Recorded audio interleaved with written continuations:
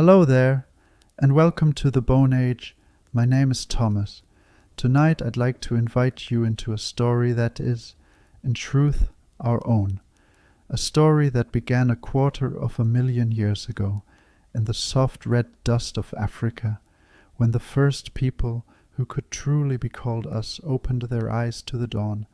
They were fragile, scattered, and few in number, yet inside their minds flickered something new, something small and unassuming at first, but destined to reshape the entire planet. This is the 250,000-year journey of Homo Sapiens, the only humans who would endure. Imagine it. Every person alive today is a continuation of that fragile beginning. Billions of us now walk the earth, but once there may have been fewer than the crowd in a single city stadium. Survival was not assured. The world was dangerous, wild, and often cruel. And yet, through imagination, resilience, and a stubborn will to adapt, these early humans not only endured, they transformed. They crossed mountains, oceans, and ice. They faced droughts, volcanic winters, and near extinction, and still they pressed forward. What began as a few scattered bands of hunters and gatherers would become the shapers of fire, the builders of cities, and the writers of history. This video will follow that entire arc, from the dawn of our species in Africa to our first expansions, our brushes with oblivion, our triumphs over rivals, and the long path towards civilization. It is a saga of survival, catastrophe, and creativity that belongs not just to history, but to each of us. Before we begin, if you enjoy drifting into these forgotten realms with me, I gently ask you to leave a like and subscribe. It helps more wanderers find their way here. And tell me in the comments, where in the world are you listening from tonight, and what time is it for you? I always love seeing how far these stories travel, from dusk in one place to dawn in another. So settle in, let your breathing slow, and let your mind rest against the quiet rhythm of the past. Because the story of Homo Sapiens is not just about bones and stone tools, it is about the fragile thread of survival that binds us all together. And tonight, we will follow that thread across 250,000 years, from the edge of extinction to the birth of the world we know. To begin, we must travel back to the very first spark of our kind. The land is quiet, the air thin with dust, and the sun a heavy disk that drags itself over the horizon. Africa, 250,000 years ago, was not the lush cradle we sometimes imagine, but a place of long droughts, broken by sudden floods, a continent that tested life with cycles of plenty and scarcity. This is where our story truly begins, with a small group of beings whose faces, if you looked closely, you would recognize. Not entirely alien, not quite like us, but close enough that their gaze might stir something familiar inside you. These were the first Homo sapiens, archaeologists and paleontologists sifting through layers of stone in places like Jebel Irhoud in Morocco have uncovered fragments of skulls, jaws, and tools. Each fossil, each flake of stone whispers the same truth. These were humans in form and mind. The brows were heavy, the skulls slightly elongated, but the brain within was large. Larger, in fact, than the average brain we carry today. Perhaps that extra space was not filled with more thought, but with different thought. Imagine looking into the eyes of one of them, seeing a mind capable of memory, of planning, of imagining a tomorrow, yet living in a world so precarious that each day was a battle not to vanish. The dawn of our species was not grand, it was fragile. Groups were small, scattered like seeds across vast savannas. They lived in clusters of a few dozen at most, family groups bound together by necessity. Each sunrise was a question. Would they find enough food, enough water, enough safety to last another day. Every shadow on the plain could be a predator. Lions, leopards, crocodiles, creatures whose descendants we still know, were constant threats, and sometimes the danger came from other humans, not Homo sapiens, but cousins, robust Neanderthal-like hominins, or the lingering descendants of Homo erectus. To meet another group of humans was not always to meet a friend. Yet even in such fragility, there was brilliance. These first people carried in their hands the tools that set them apart, stone points, carefully chipped and hafted onto wooden shafts, turning simple sticks into spears. A stone edge that could cut through hide or shape wood was more than a tool.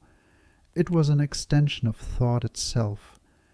Picture the sound of stone on stone, the rhythm of flint being struck, each flake falling like sparks of an idea. That sharp edge was survival, but it was also the beginning of culture. Their world was small.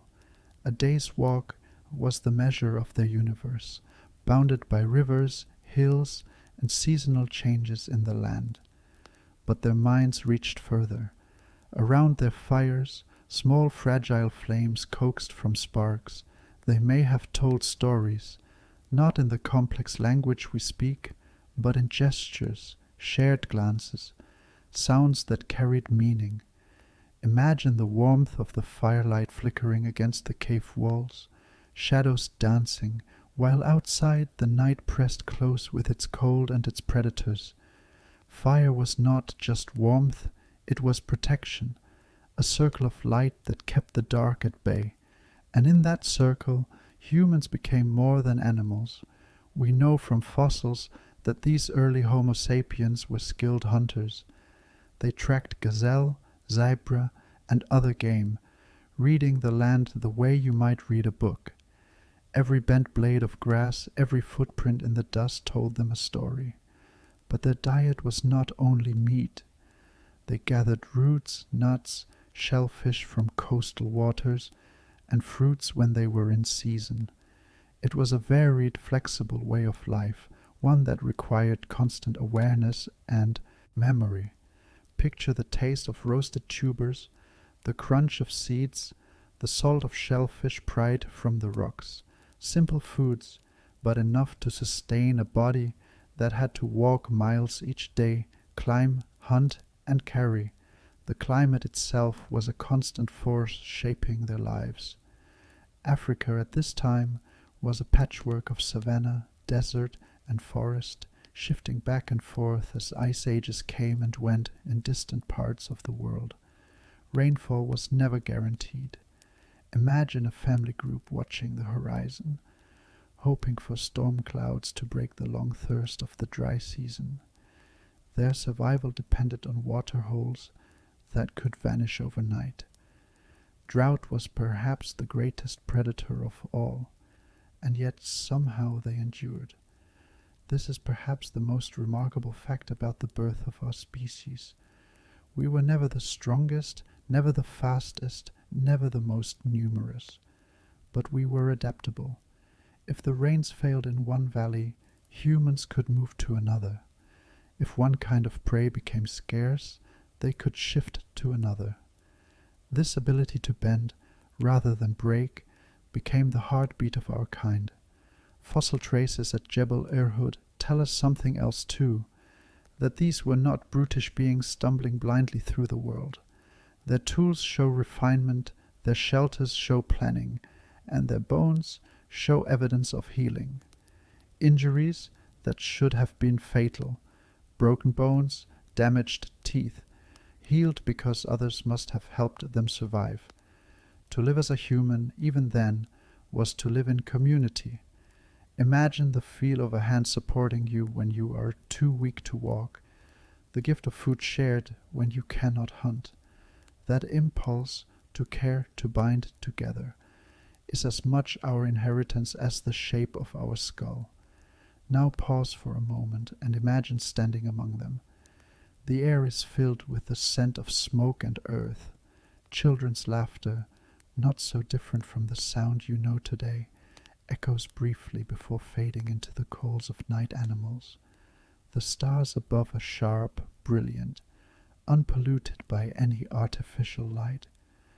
Perhaps someone looks up and wonders what they mean, or if they even think to wonder at all. Either way, the seeds of curiosity are there. The birth of Homo Sapiens was not only the emergence of a body like ours, but of a mind that could ask questions, even unspoken ones. Their brains, slightly larger than our own average, carried the architecture of possibility. Maybe their dreams were vivid, full of shapes and colors they did not yet have words for. Maybe they carried memories of hunts or visions of ancestors. Science can tell us about their bones, their tools, their diet. But the inner life, the imagination of the first humans, is something we can only touch through speculation. Still, it is hard to believe that a mind shaped so much like ours did not wonder, did not imagine, did not dream. In these early days, extinction was never far away. To lose a single hunt, to have a season of failed rains, to encounter predators at the wrong time, all could erase an entire group. It is humbling to realize how close our story came to ending before it had even begun. Every one of us alive today descends from people who walked that edge and did not fall. The birth of our species was brilliant, yes, but it was also precarious. A balance of chance and choice, of hardship and resilience. Imagine walking barefoot over rough stone, feeling the heat of the sun on your back, the dryness of your mouth after a day without water. That was the texture of daily life for early humans, and yet, in that hardship, they carried forward a spark that no drought, no predator, no rival could extinguish, and that spark was us. The spark of humanity did not immediately ignite into brilliance. For tens of thousands of years after their first appearance, Homo sapiens remained fragile, their lives balanced on the knife edge of chance. Imagine a vast continent, Africa, stretching with endless horizons, grasslands shimmering in the heat, forests dense with shadow, deserts whispering with dry winds. Within this immense stage, humans were only faint actors, scattered in tiny bands of a few dozen. Rarely would a group number more than 100. They were not yet conquerors of the land, but wanderers clinging to survival. To live then was to live in constant awareness. The world around them was alive with predators whose power dwarfed their own. Leopards moved like shadows through the underbrush, eyes glinting amber in the firelight. Lions roared across the night savanna, their voices carrying for miles, deep enough to vibrate in the chest.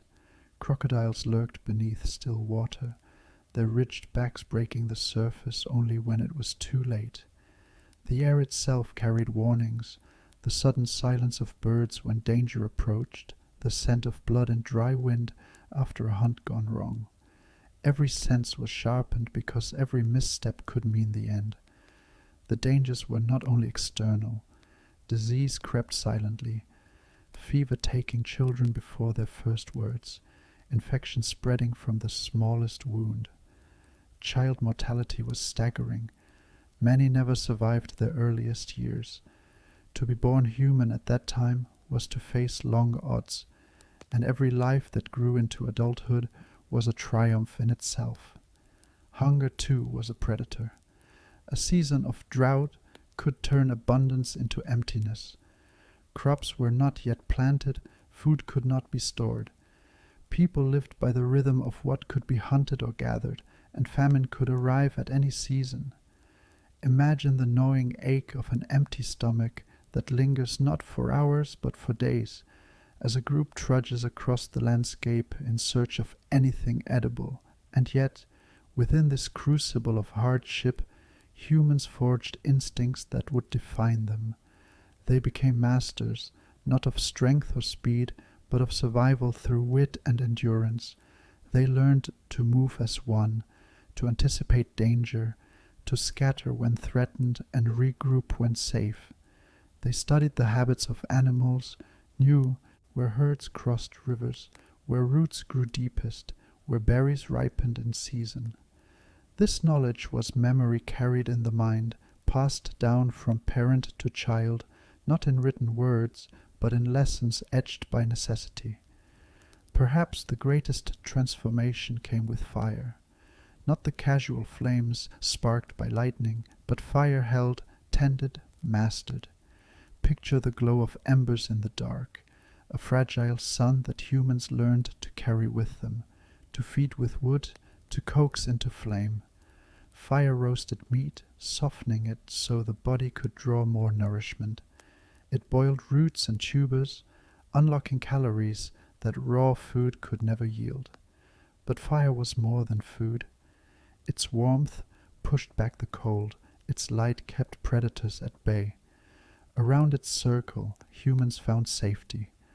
The flickering glow against faces was the first hearth of humanity, a place where life extended beyond mere survival into community.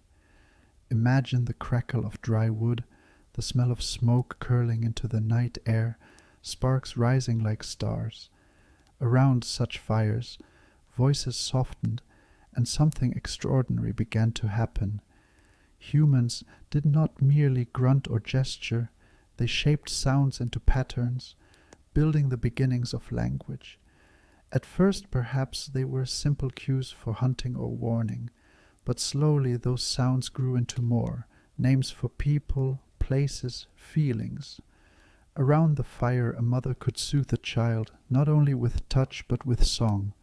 A hunter could retell the moment he brought down prey, turning experience into shared memory.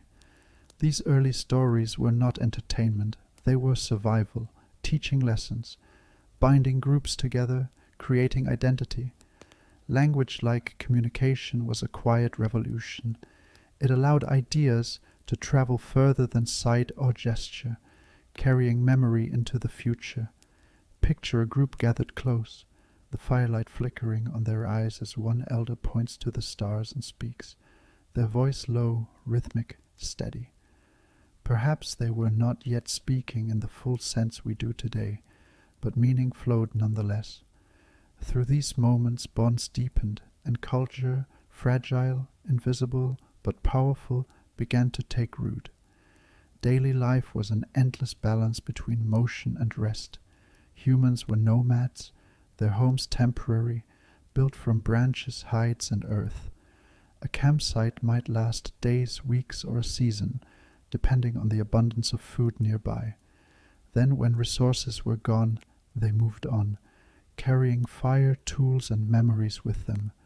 Imagine the feel of soft earth beneath animal hide shelters, the coolness of night air seeping in, the sounds of insects humming, predators growling at the edge of darkness. These shelters were not permanent, but they were enough to rest, to heal, to endure another day. Despite their hardships, these humans were never merely surviving. They were reshaping their world, even in small ways. Fire cleared underbrush, changing landscapes to favor game animals. Stones were chipped and sharpened into edges, fine enough to cut hide or carve wood. Bones were fashioned into tools, sinew into cordage. Each innovation, however simple, gave them a fraction more security, a fraction more chance to see another sunrise. Step by step, they were moving beyond reacting to the world. They were beginning to mold it, and through it all, they endured not as solitary individuals, but as groups bound by necessity and affection. Archaeological evidence tells us that injured humans survived because others cared for them, hunted for them, protected them. Imagine a hunter with a broken leg carried by his kin, fed by their labor, healed by their patience. Such acts of compassion were not luxuries, they were the glue of survival. A species that cared for its weak was one that could endure storms, droughts, and the long odds of life on the edge. It is easy to think of these people as distant, But pause for a moment and imagine yourself there, the smell of wood smoke in your hair, the roughness of stone tools in your hands, the constant vigilance of eyes scanning the horizon. You would feel the same fear at the roar of lions, the same relief at the taste of roasted meat, the same warmth when another's hand clasped yours in the dark. The essence of being human was already there, fragile, yes, but undeniable. For tens of thousands of years this was life. Small groups, fragile fires, a rhythm of hunger and plenty, danger and safety, and though the challenges were immense, these humans endured. Against predators, against disease, against famine, they survived. Their story was not one of dominance, not yet, but of persistence, of holding on when extinction was always near. In the glow of those ancient fires, in the whispered sounds of the first language, in the bonds of care and community, the foundation of humanity was laid. Life on the edge was harsh, but it was also the forge in which our identity was shaped, and it is because of their endurance, their persistence, their fragile victories, that we are here at all. The fires of our ancestors burned against the night, but no flame, however carefully tended, could shield them from the shifting breath of the earth itself. Around 200,000 years ago, the world's climate grew unstable. Rains faltered, seasons withered into drought, and the once welcoming savannas began to retreat into barrens of dust. Lakes shrank into cracked basins. Rivers dried to thin ribbons of mud. The very landscapes that had nurtured early humans turned treacherous. Imagine standing on the edge of such a world. The air is hot and thin with dust, the horizon shimmering with mirages. Where once there had been tall grass and herds of gazelle, now only silence stretches across a parched plain. Each step raises a faint puff of powder-dry earth. Thirst gnaws more insistently than hunger.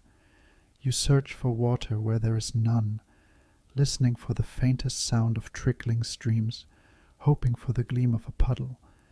This was not a single bad season, but it was an era of climate chaos, stretching for millennia, pushing humans to the brink. Genetic studies today suggest what the fossils themselves whisper: our numbers collapsed. From perhaps tens of thousands scattered across Africa, humanity dwindled to only a few thousand survivors, a number so small you could gather them all into a single stadium, their voices lost in the vast emptiness of the seeds. Entire lineages vanished, whole branches of the human tree, carrying knowledge, songs, and faces we will never know, simply ended. What remains of them is not their bones, but the silence of their absence, and the faint traces of their lost diversity etched into our DNA. This narrowing of humanity is called the bottleneck, and its shadow still lingers in us today. Our genetic diversity, compared to many other animals, is surprisingly thin. A single troop of chimpanzees can hold more variation within its group than across all of humanity. That fragility is our inheritance, a reminder that we once walked so close to vanishing that the thread of survival nearly snapped. Picture the refuges where humans clung to life, along coasts where the sea still offered shellfish and fish, small groups chipped stone into blades, roasted mussels on the fire, and waited for rains that came too rarely. In highlands where trickling springs still fed the land, families huddled in caves, the scent of smoke and damp stone heavy in the air.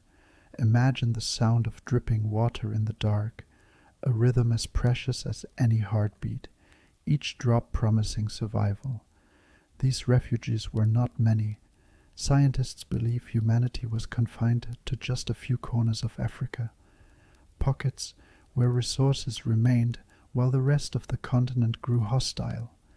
Perhaps it was in the caves along South Africa's coasts, where the sea provided steadier food. Perhaps in the rift valleys, where underground springs resisted drought. Wherever they were fragile islands of life in a sea of desolation. For those who lived through it, survival was pared to its sharpest edge. Every shell pried from rock mattered.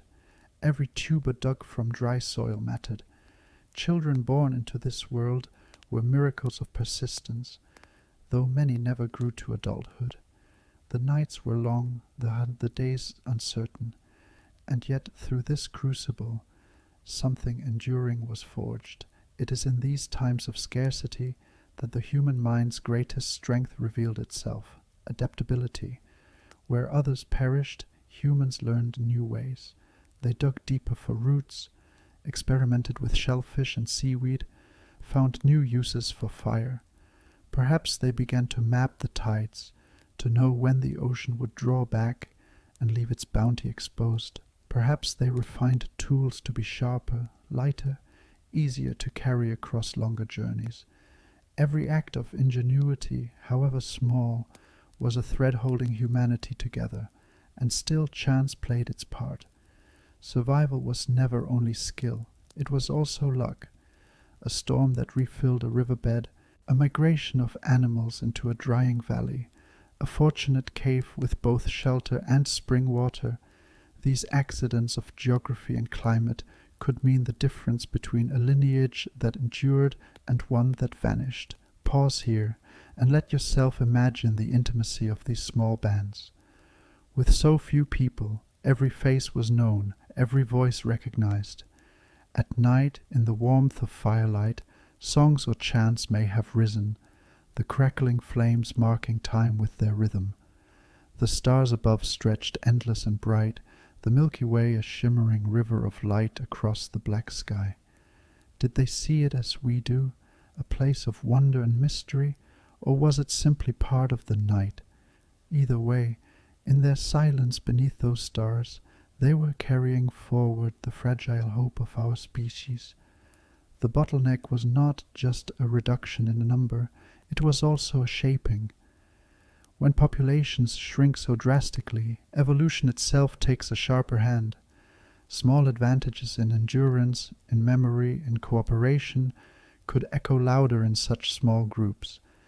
Those who survived were not only the lucky ones, but perhaps also those who carried traits that would give humanity strength in the ages to come. And so, the great bottleneck became both a wound and a gift. It stripped away countless possibilities, narrowing us to a single thread. Yet through that thread, the future unfurled. From those few thousand, every one of us alive today descends. The diversity of our faces, our languages, our cultures, all of it comes from that slender handful of survivors who huddled by their fires during the long droughts. The thought is humbling. Imagine yourself back in that moment. You are part of a band no larger than a village street. Around you are the faces of kin, the smell of smoke in your hair, the coolness of stone beneath your body as you rest in a shallow cave. Outside, the wind moves dust across the plain. Inside, a child stirs, and someone hums to soothe them. You do not know if tomorrow will bring rain or famine or predators, but you rise in the morning and walk, as your kind always has, towards survival. Scientists studying our DNA today can trace the echo of this event. Genetic bottlenecks leave scars, stretches of similarity across all humans, where variation once existed. The fact that people from opposite sides of the globe are so genetically alike compared to other species is not because we are young, but because we almost did not continue at all. And yet, continue we did. That is the quiet miracle of this chapter. Against drought, against hunger, against the collapse of their world, humans endured.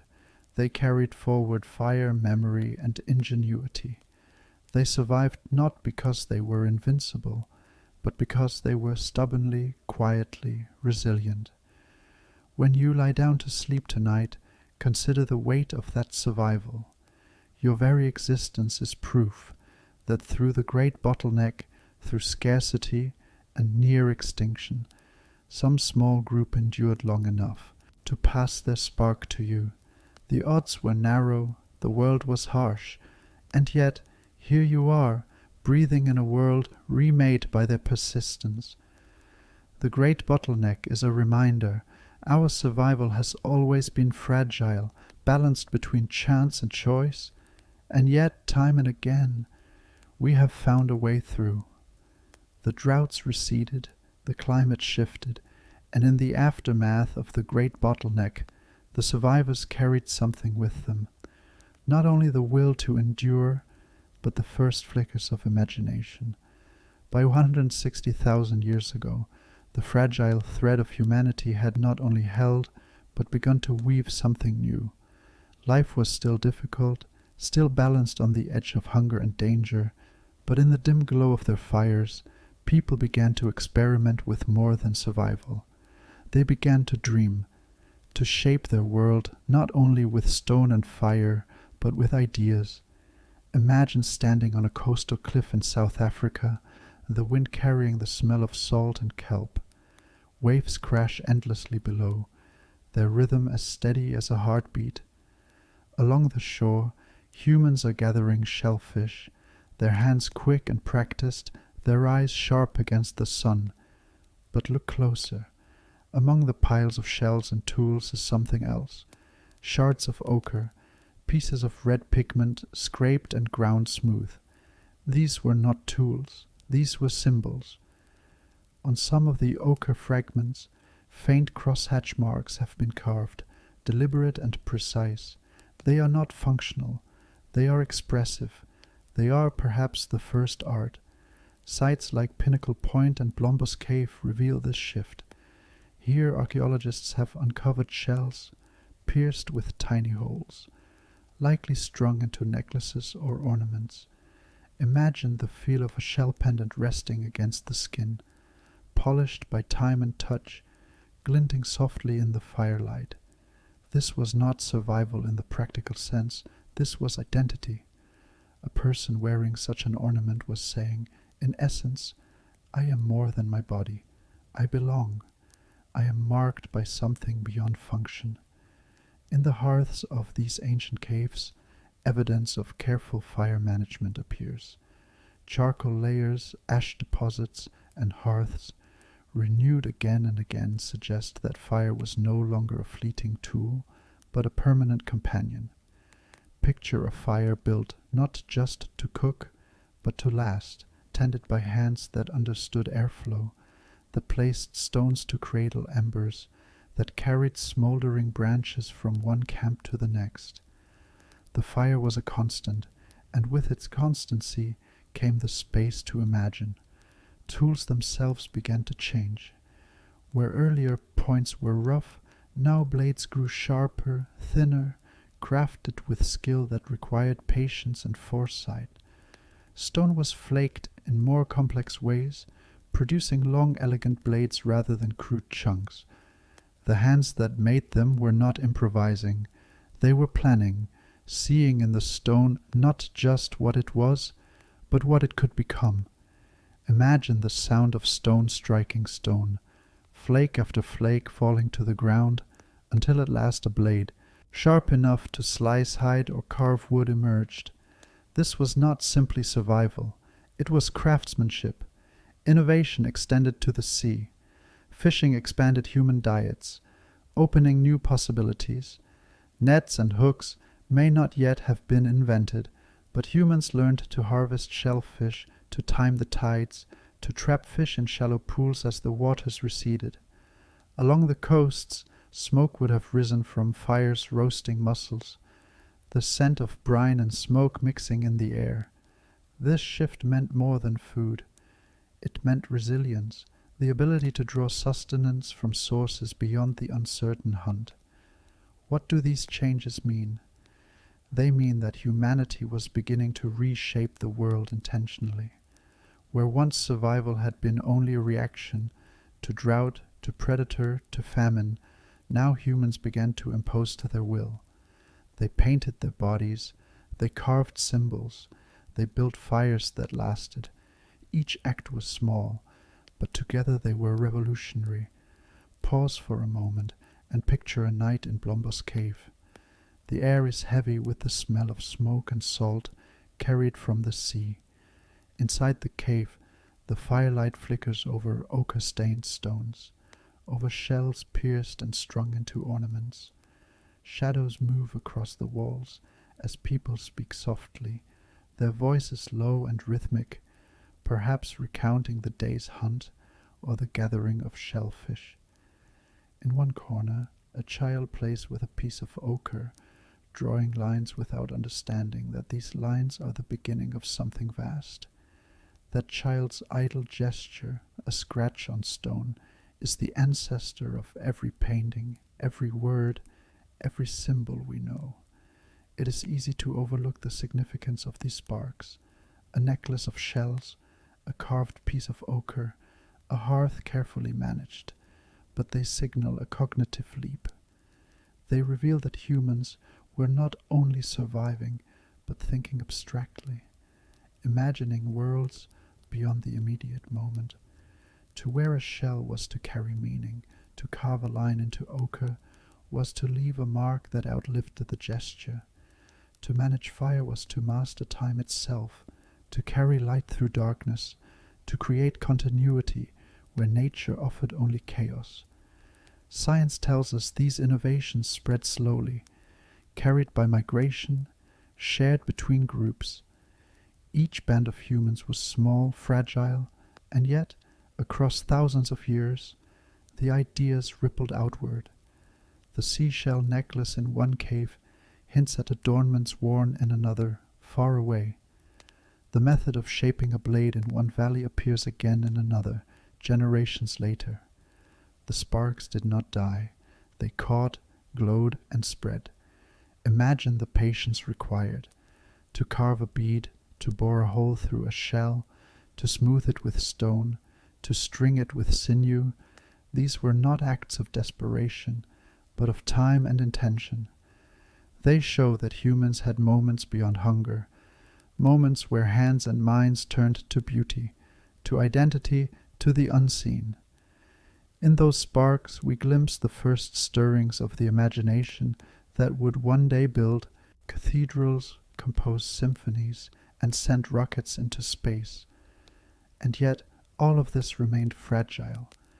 These were not empires, not civilizations.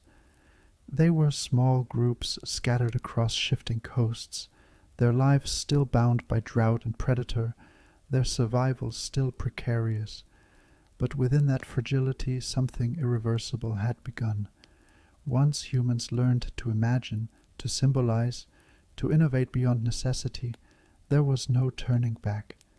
The first sparks of culture were like embers caught in the wind, small, glowing, easily extinguished, and yet capable of igniting something far greater.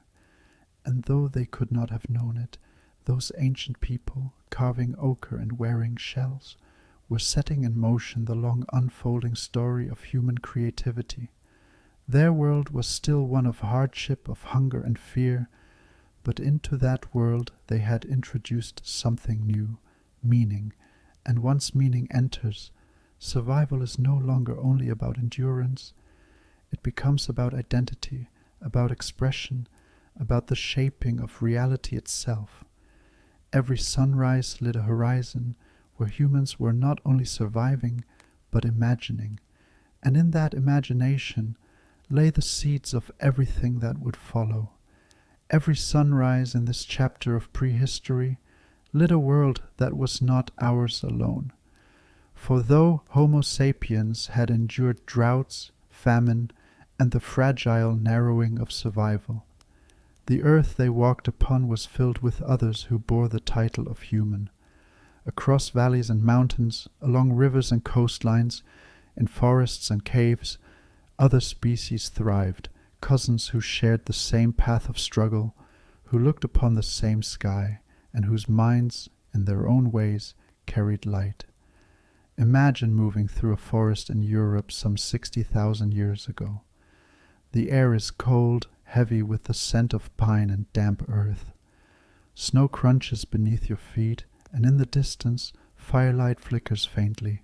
Approaching, you would not see animals, but Neanderthals, broad-shouldered, strong, their faces marked with prominent brows, their eyes reflecting amber fire.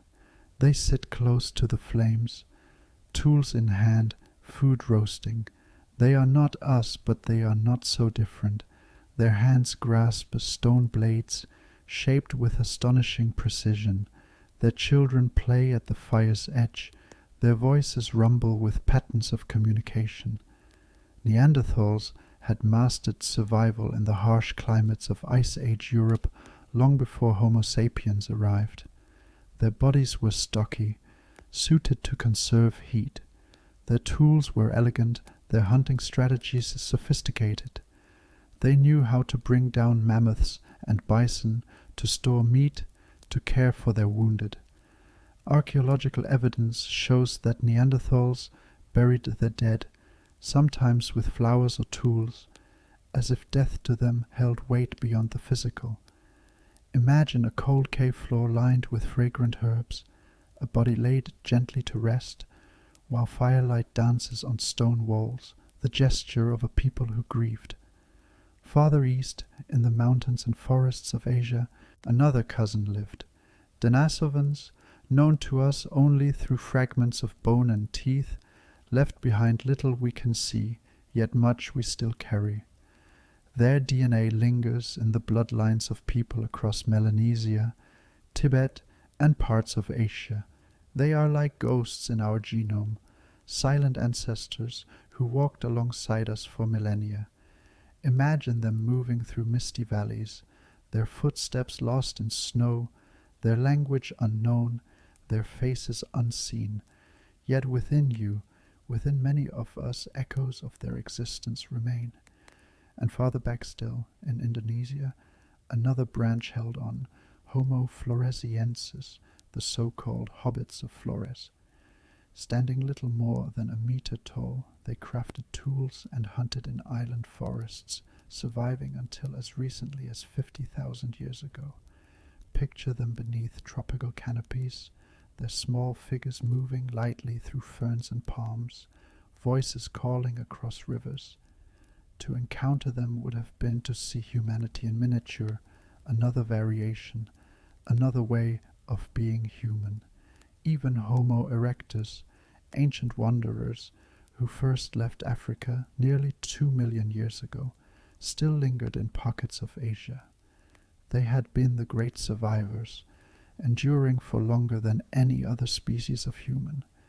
Imagine their fires still burning faintly on distant horizons, the crackle of wood echoing in caves where generations had gathered for hundreds of millennia.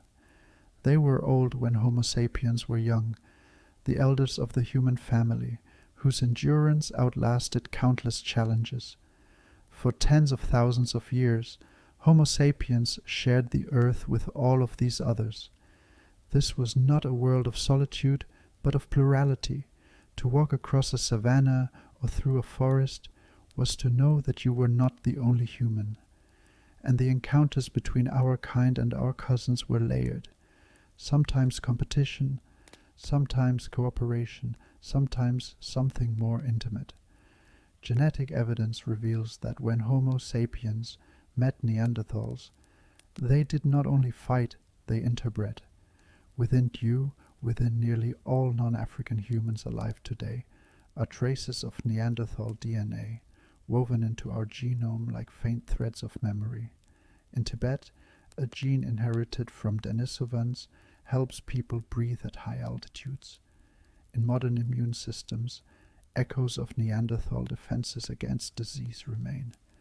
These are not just fragments of history, they are pieces of us, carried silently through every breath, every heartbeat. But what were those meetings like? Imagine approaching a band of Neanderthals.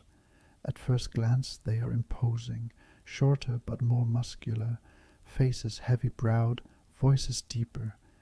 Yet as the firelight glints across their eyes, you notice intelligence, recognition, perhaps even curiosity. Did they fear us? Did they welcome us? Did they see in us the same uncanny similarity we might see in them? Perhaps the first meeting was tense, a wary circling of groups, but over time bonds may have formed, exchanges of tools, of knowledge, of companionship, and, sometimes, of love. Still, competition was inevitable. Two species cannot easily share the same ecological niche. Neanderthals hunted the same animals we hunted, sought the same shelters, gathered the same plants. In lean times, conflict would have flared. Imagine a cold steppe where two groups converge on the same herd of reindeer. Spears fly, shouts echo. The clash is not of strangers, but of cousins, both driven by hunger. Survival sometimes demanded violence, and yet Neanderthals endured for hundreds of thousands of years. It was not weakness that doomed them. Their extinction remains a mystery. Perhaps it was climate change, shrinking their favored habitats. Perhaps it was competition with Homo sapiens, whose larger networks and broader adaptability gave an advantage. Perhaps it was simply chance. But around 40,000 years ago, the last Neanderthal vanished from Europe. The fires that had burned in their caves for so long flickered out. The same fate met the Denisovans, their presence fading into whispers of DNA. Homo floresiensis disappeared from their island home. Even Homo erectus, the great survivor, was gone by 100,000 years ago. One by one, the other branches of humanity ended, until only we remained. It is easy, from our vantage, to see this as destiny. But destiny is an illusion. Their disappearance was not inevitable.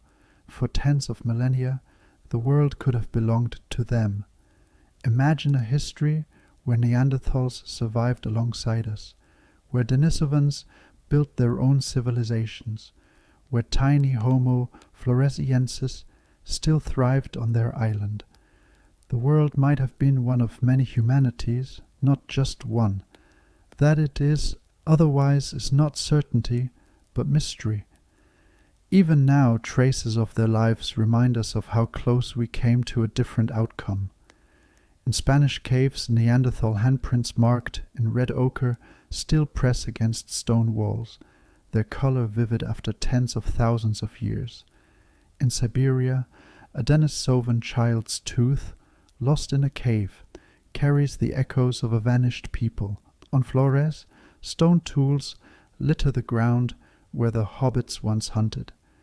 These are not relics of primitives, they are the remnants of equals, of kin. Pause and imagine the silence that followed their passing. Fires extinguished, voices gone, footprints erased by wind and snow. Where once the earth held many kinds of humans, now only one remained, and in that silence Homo sapiens inherited the earth. But it was not triumph without cost. It was a lonely inheritance, one that carried both the burden of survival and the memory of all we had outlasted. When you look in the mirror, you carry more than your own reflection.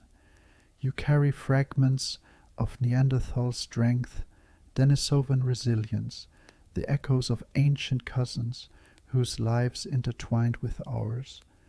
We are not pure nor separate. We are a mosaic, a tapestry of all who came before. The encounters with our cousins remind us of a deeper truth. Our success was never assured. We were one of many. We were fragile, as they were fragile. And yet somehow we are the ones who endured. The world was vast, stretching beyond the horizons of Africa into lands unseen, rivers unknown, skies untraveled.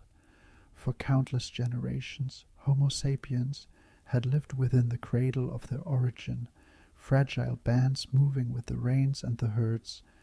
But around 130,000 years ago, something stirred. Small groups began to look beyond familiar valleys and coastlines, beyond the rivers they knew and the mountains they recognized. They began to walk outward, into deserts, across straits, toward new lands. Imagine the moment of leaving, the sun rising behind them, casting long shadows across a savanna, turning dry with drought. The air is sharp with morning coolness, yet already promising heat. Each step carries them farther from the known, farther from water holes memorized, from hunting grounds passed down in story. Their feet press into soil that no ancestor had crossed before. Ahead lies uncertainty, but also possibility. The first expansions had begun. Archaeological sites in the Levant, the crossroads of Africa and Eurasia, bear witness to these early journeys. Here, fragments of tools and bones speak softly of people who ventured north into lands already held by Neanderthals. These humans set fires in caves overlooking valleys, their smoke rising into skies where unfamiliar stars wheeled. They hunted gazelle and deer, gathered nuts and berries foreign to their mouths, felt winter's cold bite at their skin in ways Africa had never prepared them for. And yet many of these attempts ended in silence. Climate swings pressed hard upon them, ice ages advanced, deserts expanded, rains withdrew. The fragile groups, never more than a few hundred, were swallowed by hunger or forced back. Some may have perished entirely, leaving only the stone blades they carried as memory. Imagine the wind sighing through a cave once warmed by human voices, its hearth now cold ash, footprints erased by time. Competition, too, awaited them. Neanderthals had long ruled Europe and Western Asia.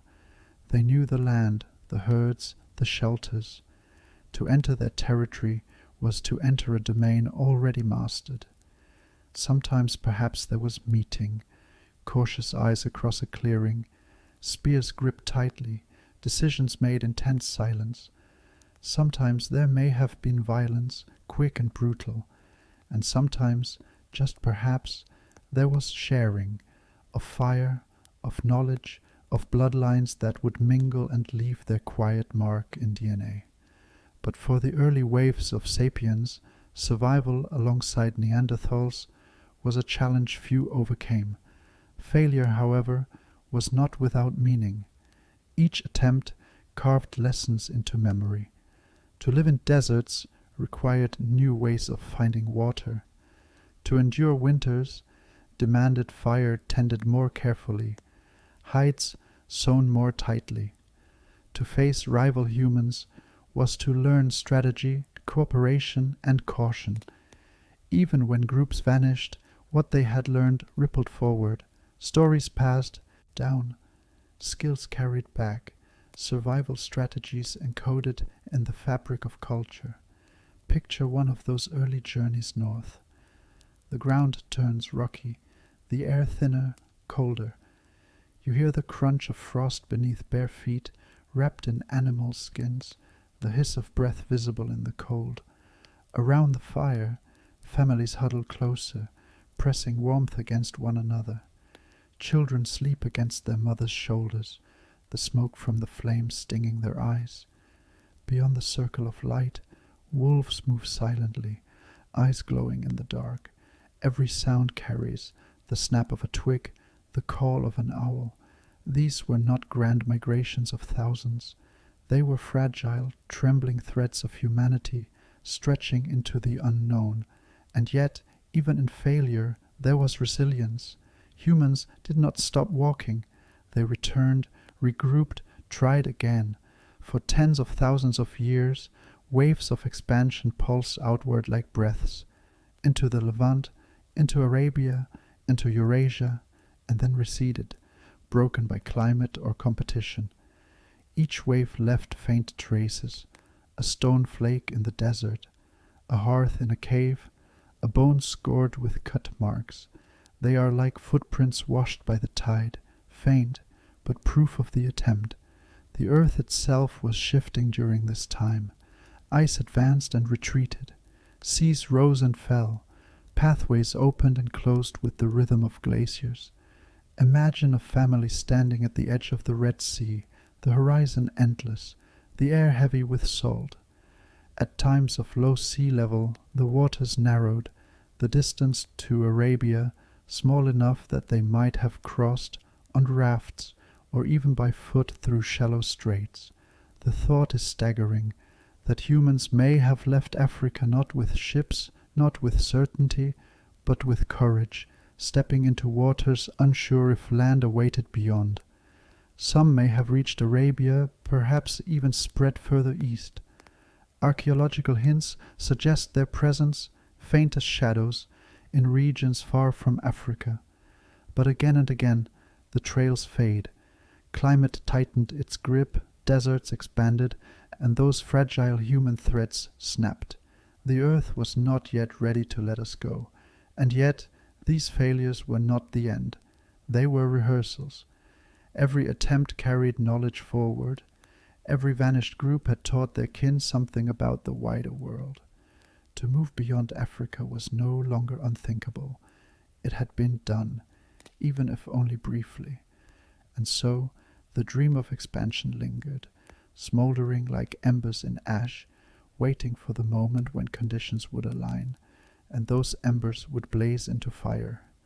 For now the first expansions were fragile, fleeting, often erased, but they mattered. They remind us that survival is not only about success, but about persistence. Each failed journey hardened humanity, shaping adaptability, patience, and the will to endure disappointment. In their footsteps lies the story of resilience, the understanding that failure itself can be the soil from which endurance grows. Imagine them returning south into the cradle of Africa, carrying with them not conquest but experience, their faces weathered by cold winds, their tools sharpened by necessity, their stories marked by loss. Around the fires of their kin, they told of lands where snow fell, where rivers froze, where other humans roamed. Their children listened, eyes wide in the firelight, and though they might never see such lands, they carried the knowledge in their memory. It is a strange comfort to know that even in failure, our ancestors were never defeated. Each attempt to leave Africa, each fragile thread of migration, was a rehearsal for the great journey yet to come. These first expansions remind us that survival is not a straight line, but a pattern of attempts, setbacks, and renewed efforts. The world was immense, filled with challenges, but humanity was already learning its rhythm. The early wanderers did not survive. Their hearths turned cold, their voices silenced, their lines lost, and yet they marked the first steps in a journey that would one day span continents. Failure too shaped our species, hardening us, teaching us, preparing us for the trials that lay ahead. Every sunrise they saw was one step further into the unknown, and though their footsteps faded, their courage remained, woven into the fabric of what it means to be human. The courage of the first wanderers faded into silence, but the lessons they carried remained like embers smoldering in ash. For tens of thousands of years, humanity endured what might be called the long night, an age of hardship, of wandering, of cycles of cold and hunger that tested not only bodies but minds and bonds. It was an age where survival was everything, and endurance became the truest measure of humanity. Picture the world in the grip of an ice age. Great sheets of ice sprawled across continents, vast and silent, glinting in pale light. Winds cut sharp across open plains, carrying with them a taste of frost and ash. To the south, beyond the ice, savannas withered and deserts spread, landscapes shifting as climates swung between extremes. The earth itself seemed to breathe in long, cold cycles, each inhale a glacier advancing, each exhale a retreat that left rivers swollen and valleys green once more. Within this restless world, Homo sapiens moved ceaselessly. Their lives were defined by motion, chasing herds of antelope, following the migration of mammoths, retreating from drought or advancing ice. Campsites rose and vanished like breaths, a circle of stones, a scatter of bones, a cold hearth marking where people had once huddled. The rhythm of life was migration, dictated by seasons that could shift into catastrophe with little warning. Imagine walking with one of these bands across a windswept plain.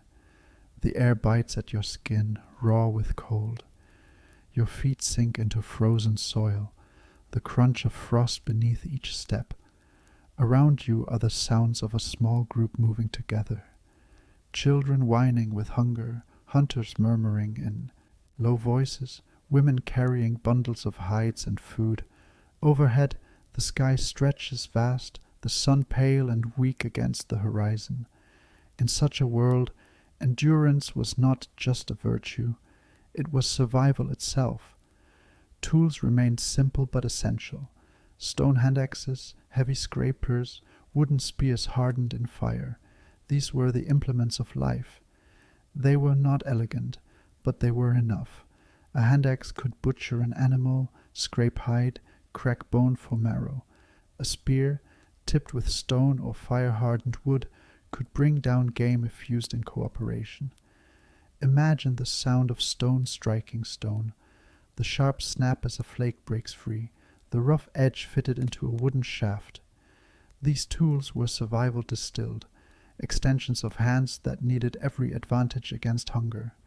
And yet, what sustained humanity most was not the edge of stone, but the weave of cooperation. Alone a human was vulnerable. Together they were resilient.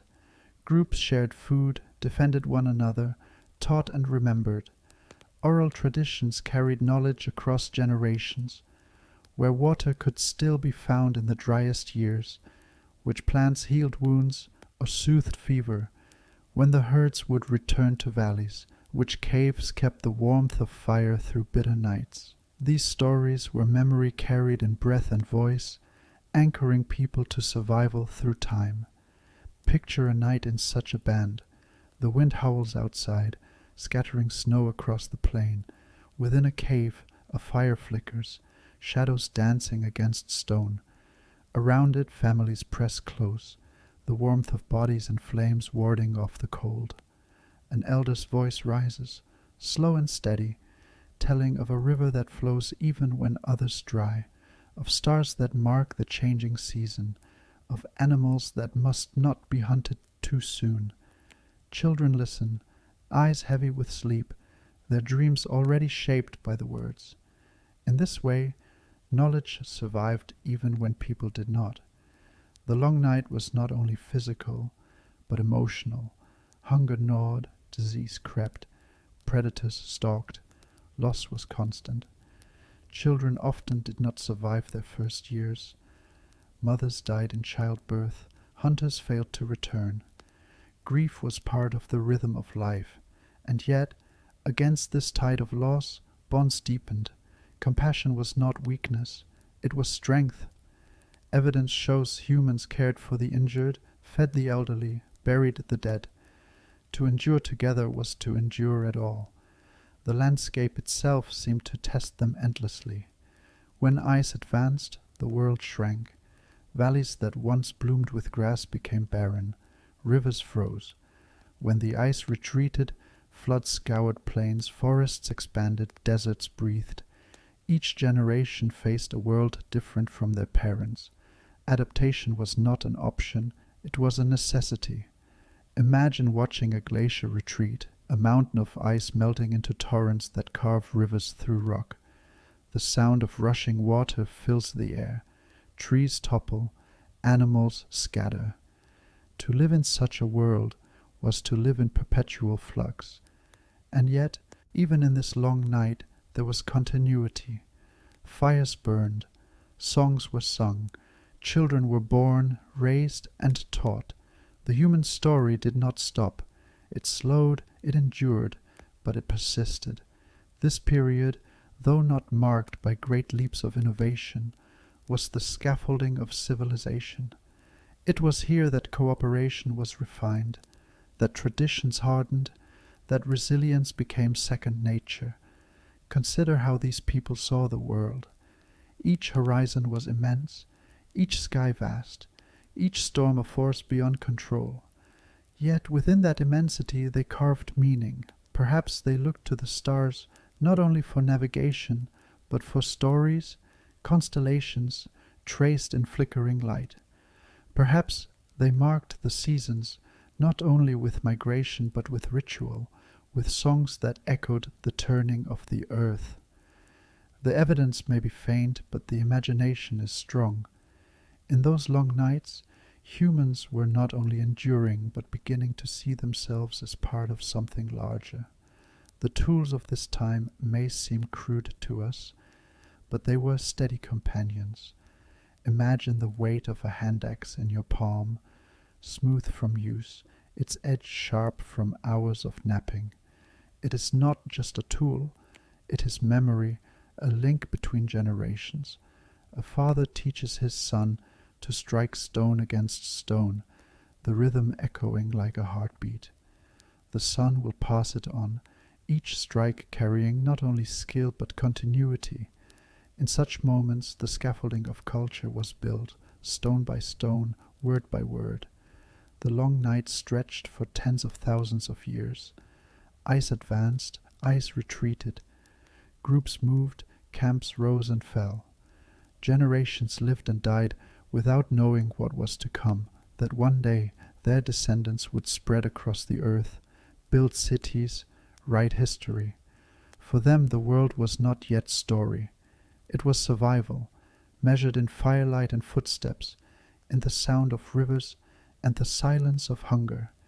And yet this was the foundation, the endurance of these countless generations, unnamed and forgotten, was the soil from which all later human triumphs would grow. They learned patience, resilience, and the art of surviving under endless trial. Without their long night, there could have been no dawn.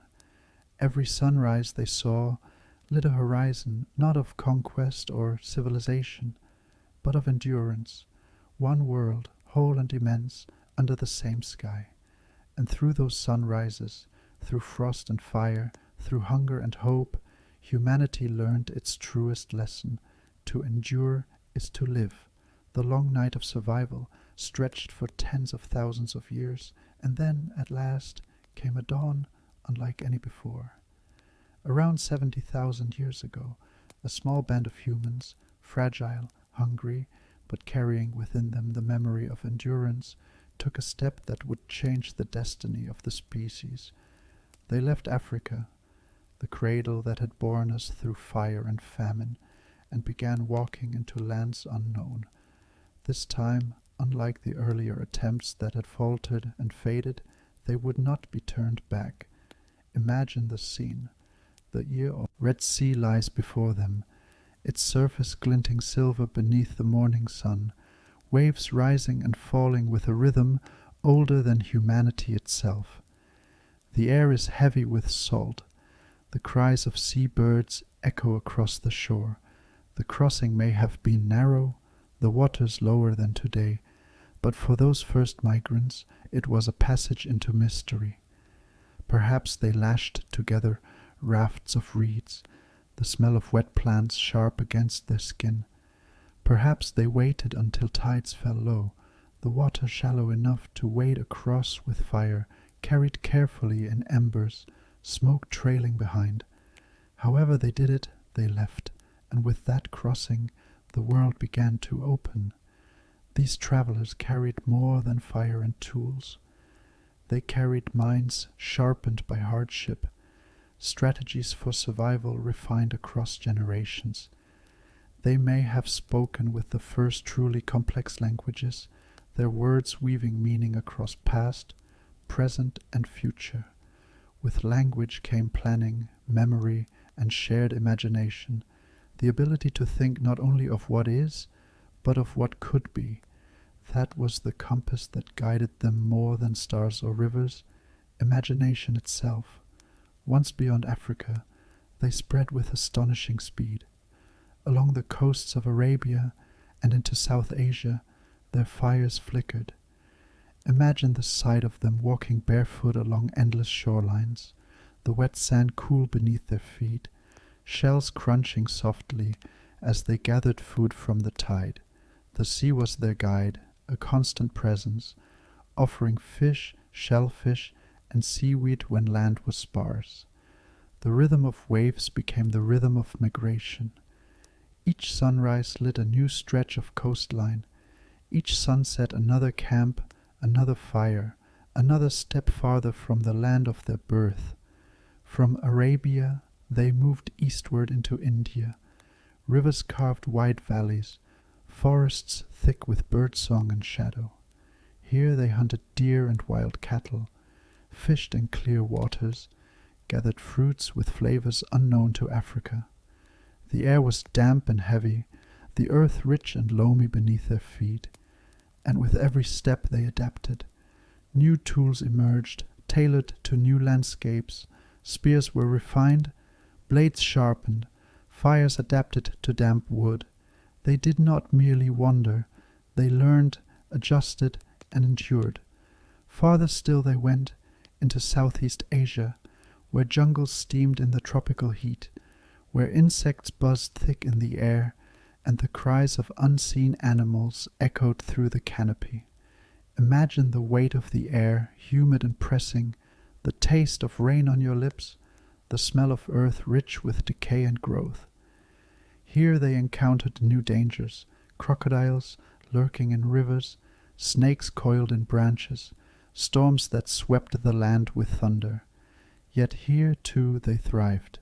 Their footprints became the first human imprints in lands that had never before known our kind. And then, astonishingly, they crossed seas. By 65,000 years ago, humans had reached Australia, a land filled with creatures beyond imagination. Giant kangaroos bounded across plains, birds taller than men stalked the forests, marsupial lions prowled in silence. The crossing required more than chance.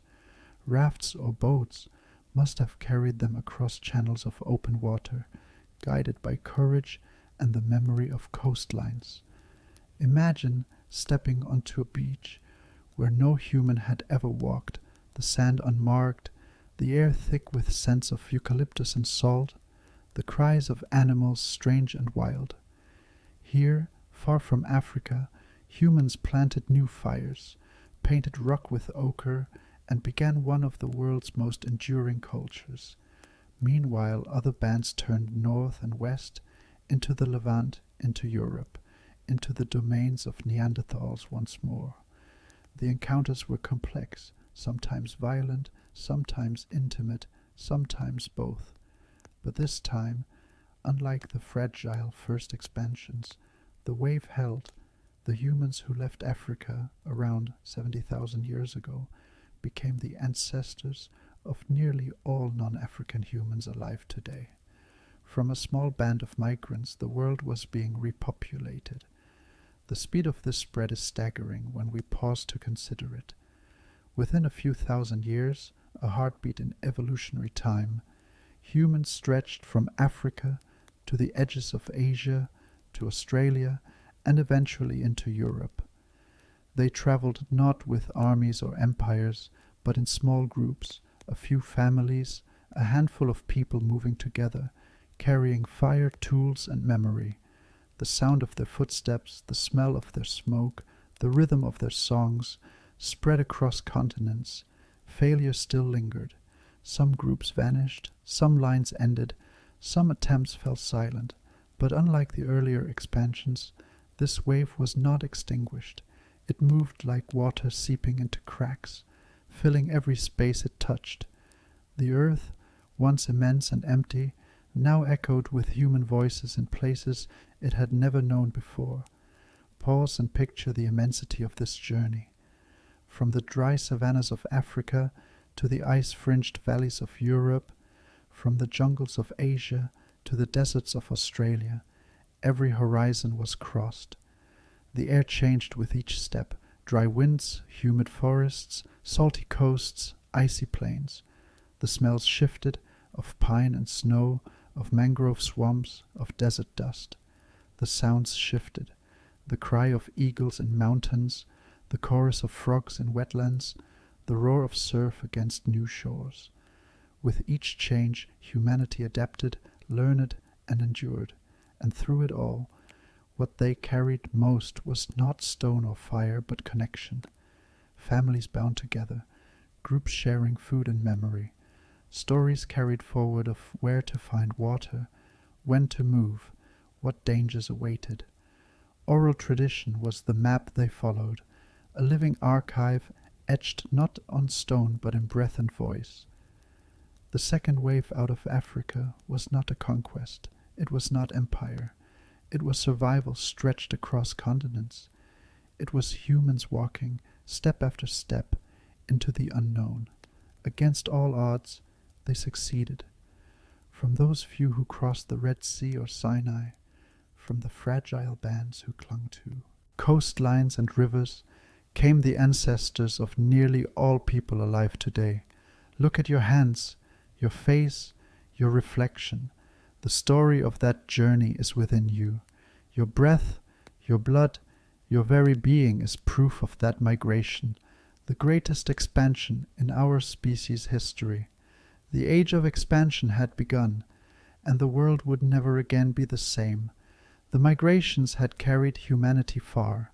Fires burned now not only in Africa, but along the shores of Asia, across the steppes of Eurasia, and deep into the forests of Europe.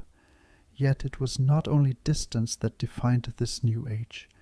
Around 70,000 to 50,000 years ago, something stirred within the human mind, something subtle, invisible, but revolutionary. The imagination of our species blossomed into fullness. Picture a camp beneath a wide star-filled sky. The fire crackles, sparks rising like brief stars of their own. Around it people sit close, their faces painted with ochre, beads of bone and shell strung around their necks, tools gleaming sharp in the light. But what matters most is not what they hold, but what they share, words flowing back and forth, stories not of this day's hunt or this river's crossing, but of things unseen, of ancestors, of spirits, of the future. Language had deepened.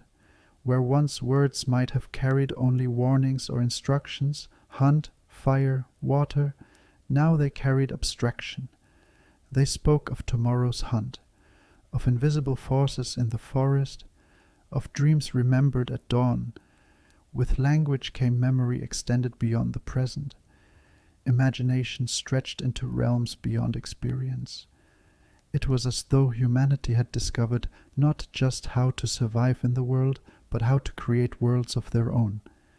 This is what archaeologists call the cognitive revolution, a flowering of symbolic thought, art, and culture that distinguishes Homo Sapiens from every other branch of humanity. It was not sudden, not a single spark, but a slow kindling that grew until the fire of imagination could not be ignored. The evidence endures on stone walls and in carved figures. In Chauvet Cave in France, paintings over 30,000 years old still pulse with life.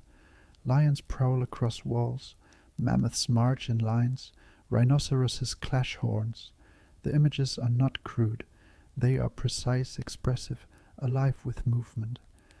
Imagine standing in that cave by torchlight, the flames flickering against painted walls, the animals seeming to move in the shifting glow.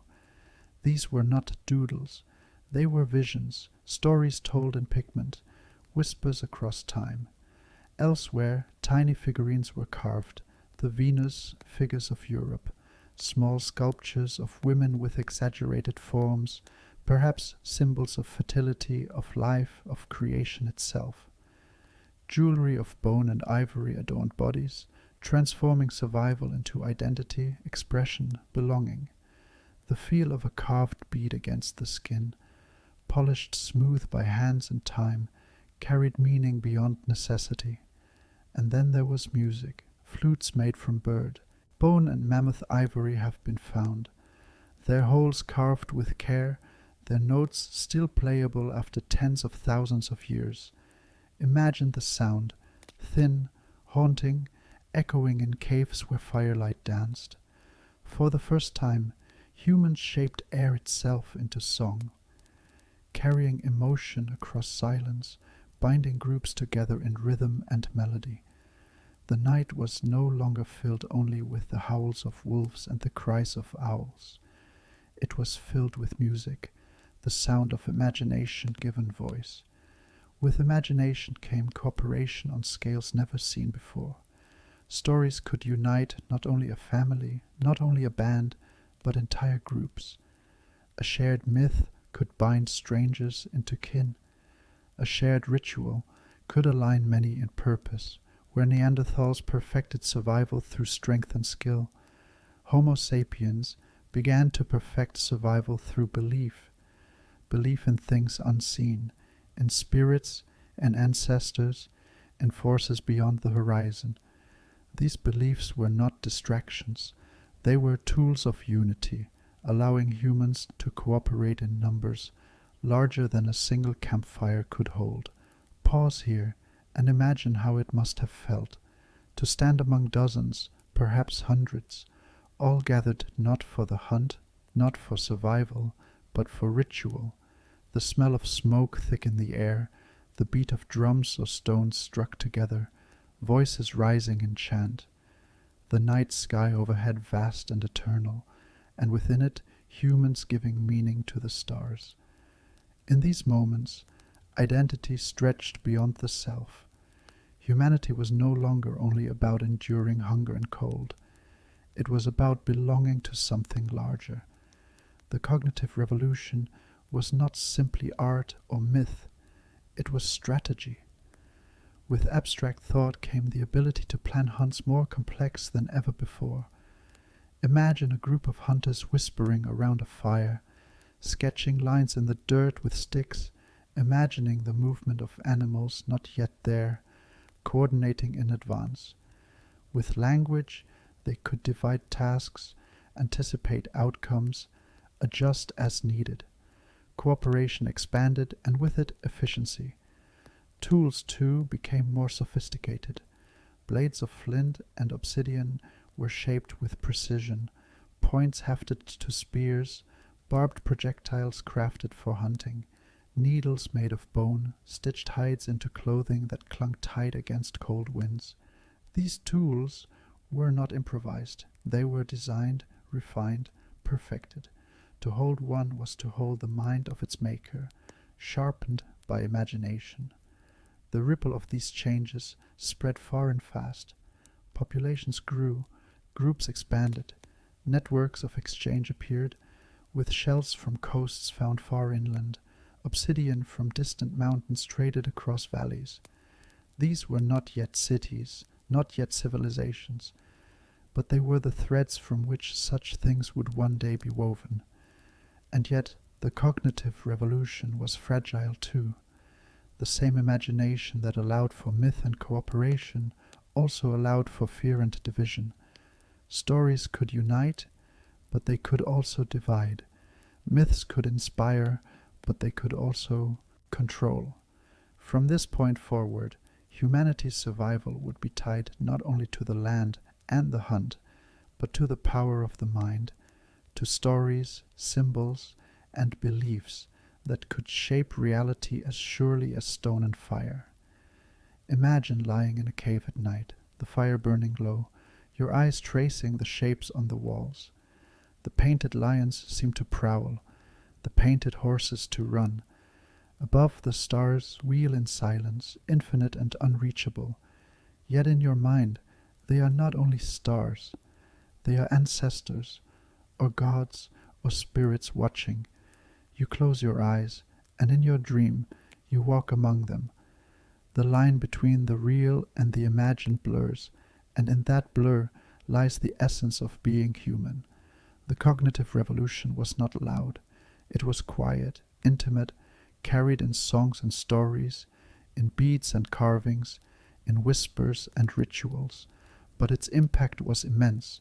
From it came culture, religion, art, and the possibility of civilization. It distinguished Homo sapiens not by strength, but by imagination, the ability to envision new realities, and then together to make them real. Every sunrise from that moment forward lit not only a physical world, but a world of symbols, myths, and dreams. And in those dreams humanity discovered the power to reshape its destiny. The world was once filled with many kinds of humans: Neanderthals in Europe and Western Asia, Denisovans in the highlands of the East, perhaps small remnants of Homo erectus clinging to distant valleys, and even the tiny Homo floresiensis on an island in Indonesia. It was a world of plurality, a chorus of different humans, each shaped by the land they called home. And yet by 50,000 years ago, Homo sapiens had begun to spread across Asia with a force that would, in time, silence the others. Imagine the vast steppes stretching eastward from the Black Sea, endless grasslands rippling like an ocean beneath the wind. Herds of horses and mammoths thunder across the plains, their heavy bodies shaking the ground. In the distance, smoke rises from a camp, but whose camp? Neanderthal, Denisovan, or Sapiens? For a time the answer could be any.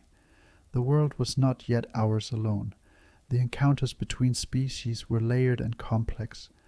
Sometimes they were violent, spears clashing in a clearing, rival bands competing for the same herd or the same cave. The shouts, the cries, the blood spilled into frozen soil. But not always. Sometimes the meetings were quiet, curious, even intimate. Genetic traces tell us that Neanderthals and Denisovans did not simply vanish without contact. They became part of us, their DNA woven into ours. If you are listening now, part of you may still carry the breath of Neanderthals, the resilience of Denisovans, their genes echoing through your blood. And yet, within millennia, their cultures were gone, their fires extinguished, their songs silenced, their presence erased, except for fragments. Why did we survive when they did not? Perhaps it was our networks, Homo sapiens, lived not only in small family bands, but in wider webs of exchange. Objects crafted in one valley could be found in another hundreds of miles away. Ideas spread along these threads. New tools, new strategies, new stories. Imagine a hunter carrying a blade of obsidian, its edge sharper than anything his neighbors possessed, traded from far away. That blade was not just a tool, it was a link in a chain of communication stretching across the land. Perhaps it was our imagination. Neanderthals survived with skill, their tools elegant, their hunts effective. But sapiens began to imagine new ways of living, rituals that bound larger groups, myths that gave shared purpose, art that carried memory. With imagination came cooperation at scales that no other human had achieved. 100 people could plan together, guided by belief, united by story. 1,000 could one day follow the same rhythm, moved not by instinct alone but by shared vision. Or perhaps it was luck. Climate shifted, ice advanced, then retreated, valleys warmed, then froze. In such chaos even the strong could vanish, even the skilled could fail. Perhaps we happened to be in the right places, in the right times.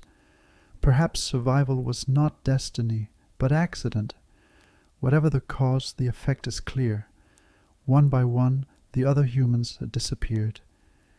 Imagine the last Neanderthal hearth, its fire dwindling to ash in a cold cave. The walls still bear their handprints, ochre red against stone, but the voices are gone. Imagine the last Denisovan family, their footsteps lost in snow, their bodies returned to earth with no one to remember. Imagine the silence on Flores, when the last of the hobbits laid down to sleep, the forest closing in, their kind ending. Their absence is haunting. For hundreds of thousands of years, the earth had known many humans, then suddenly only one, The chorus narrowed to a single voice, ours, and yet they are not wholly gone.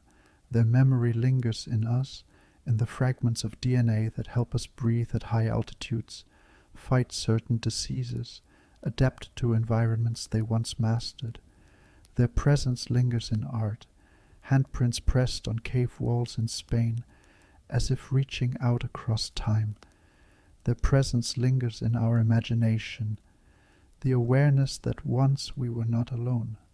Pause and imagine how it must have felt for our ancestors to walk through a valley once alive with rivals and find only silence, to enter caves where other humans had painted and see their absence. Did they understand they were alone? Did they feel triumph or sorrow or nothing at all? The answer is lost to time, but the truth remains. The age of many humans was over. With their passing, the world began to reshape around us. Sapiens filled the lands that had once belonged to Neanderthals, Denisovans, and others. Their caves became our caves, their hunting grounds our hunting grounds. Their absence left space, and we filled it, spreading, multiplying, adapting. The narrowing of humanity into one species was not a victory shouted in conquest, but a quiet triumph, measured in survival and endurance. The mystery remains. Why us? Was it our wider groups, our flexible imagination, our stories and symbols? Was it chance written in climate and accident? We may never know, but the outcome was irreversible. From this moment forward, the earth belonged to one kind of human alone. The others faded, but we endured. Every sunrise from then on lit a world where only sapiens walked the valleys and the plains. The world that had once been crowded with many voices was now narrowed, fragile, singular, and in that fragile singularity lay both our triumph and our burden. For to inherit the earth alone is not only to claim it, it is to carry the memory of all those who might have shared it with us, the cousins whose fires we watched fade into silence. And so the story continues. The world was vast, still mysterious, and humanity had only just begun to test its edges. Across Africa, Asia, and Europe, firelight marked the camps of Homo Sapiens, where once there had been many species of human. And yet, even with this expanding presence, one frontier remained that no creature before us, not mammoth, not lion, not Neanderthal, had ever crossed: the sea. Around 65,000 years ago, humans looked across waters that stretched beyond sight, waves rising and falling with rhythms unfamiliar and unknowable. The sea was not a shallow strait to be waded or a river to be forded. It was open water, restless and immense, carrying the smell of salt and the cries of seabirds. For the first time, humans built vessels that carried them not along coastlines, but into the unknown. Imagine that crossing. Rafts of bamboo lashed together, or canoes carved from great logs, pushed into waters lit silver by moonlight. The air is damp, heavy with salt. Children cling to their mothers, eyes wide at the endless horizon. Men and women paddle in silence, listening to the hiss of waves against wood, the distant calls of unseen creatures. Above, stars burn steady, constellations perhaps already recognized, guiding their direction. It was the first great voyage, and it carried them toward a continent unlike any other, Australia. When they arrived, the land itself must have seemed a dream. Giant marsupials bounded across plains, kangaroos larger than any alive today. Wombats the size of cars lumbered through scrublands. Monstrous flightless birds, towering emus, and even larger thunderbirds stalked the forests. In the rivers lurked creatures vast and alien, crocodiles longer than 2 men, and tortoises as big as boulders. In the skies circled eagles with wingspans that could blot the sun for a moment. Australia was a world apart, a continent of giants. The first humans stepped onto its shores with fire, tools, and memory. They brought with them not only survival, but culture. Imagine their first camps along the tropical coasts, fires crackling as fish roasted on spits, the smell of smoke mingling with salt air. They sang as they worked, stories already growing to explain the strange creatures around them. Each sunrise revealed a new wonder, a hopping beast taller than a man, a forest filled with shrieking cockatoos, a desert shimmering like fire under the sun. To thrive here required brilliance. The deserts of Australia were vast and unforgiving, their heat shimmering across red sands, their silence broken only by wind. Yet humans learned to cross them, mapping waterholes, reading the stars, carrying fire as both weapon and companion. In the tropical north, where forests dripped with humidity and insects swarmed in clouds, they adapted again, crafting shelters of bark, weaving traps for fish, gathering fruits unknown to Africa. Along rivers and coasts, they mastered canoes, nets, and harpoons. Everywhere they went, they endured. But more than endure, they transformed.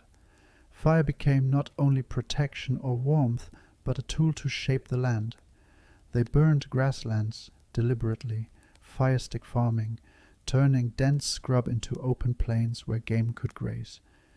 Imagine walking across land where smoke drifts in controlled lines, flames sweeping low across grass, the crackling raw, deliberate, planned. Behind the fire, green shoots would sprout anew, attracting kangaroos and wallabies, reshaping ecosystems. The humans who entered Australia were not simply wanderers, they were world builders. Their presence left marks not only on the land but on stone. Across cliffs and caves, they painted ochre reds, deep blacks, bright whites, creating rock art traditions that endure to this day. Handprints pressed against stone, stencils of human presence reaching across tens of millennia. Animals etched in detail, figures dancing, stories told in pigment and shadow. Imagine crouching in the cool shade of a cave, the smell of ochre dust on your fingers, pressing your palm against the wall and blowing pigment over it, leaving behind the unmistakable outline of your hand. A declaration. I am here. I belong to this land. These rock art traditions are among the oldest in the world, stretching across tens of thousands of years. They are not merely decoration. They are story, memory, identity. They tell of hunts, of spirits, of ancestors. They mark sacred places, record journeys, and weave humans into the very fabric of the land. To stand before them even today is to stand before echoes of the first Australians, their voices carried through pigment across time. The culture that emerged here was rich and enduring. Oral traditions grew to describe the creation of the land itself, stories tied to rivers, mountains, stars. The dreaming, as it is now known, wove human life into a tapestry of spirits and ancestors, a worldview that made every place sacred, every feature alive with meaning. Imagine sitting by a fire, listening as an elder points to the stars overhead, tracing the figure of an emu in the Milky Way, telling how its spirit shaped the earth below. These stories were not distractions from survival. They were survival, maps and memory wrapped in myth, knowledge carried in song. Through these songs, humans remembered where waterholes lay hidden, where certain plants grew when animals migrated. The stories were practical and spiritual at once, ensuring survival while deepening identity. The Australian landscape, vast and challenging, became not a wilderness to be endured, but a home to be sung, painted, and shaped. And yet, the arrival of humans also brought change, profound, irreversible change. Many of the great beasts of Australia vanished within a few millennia. The giant wombats, the thunderbirds, the marsupial lions, all gone, whether by hunting by fire or by the shifting climate. Their absence marked the dawn of a new age. Humanity had not only entered the land, it had transformed it.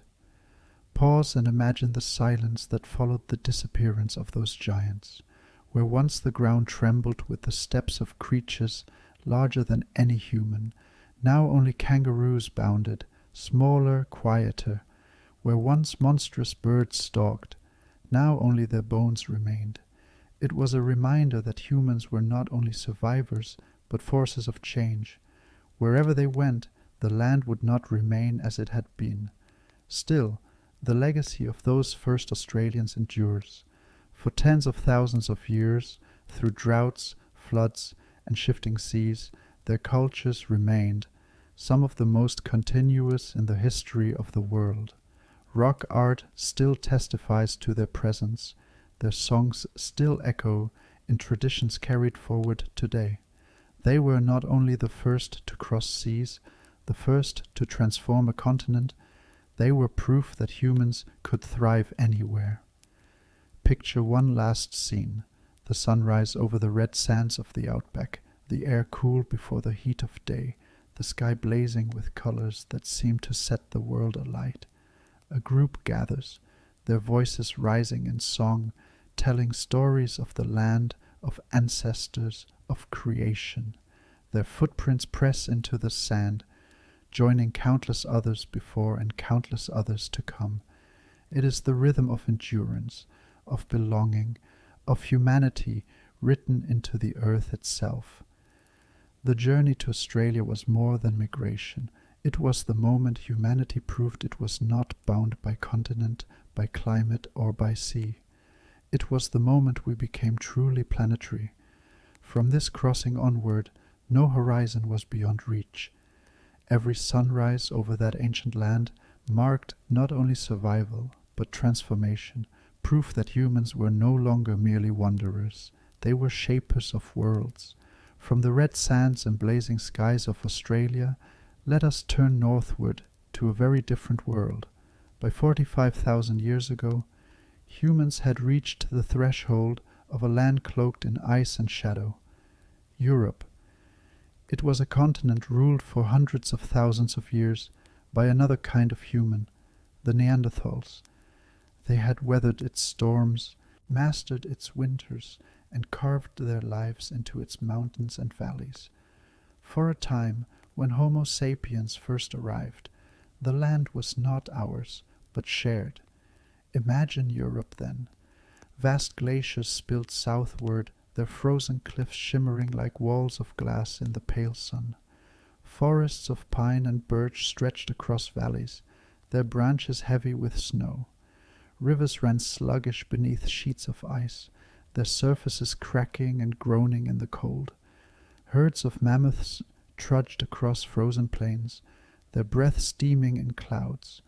Woolly rhinoceroses plowed through drifts, while cave lions and hyenas stalked silently at the edges of firelight.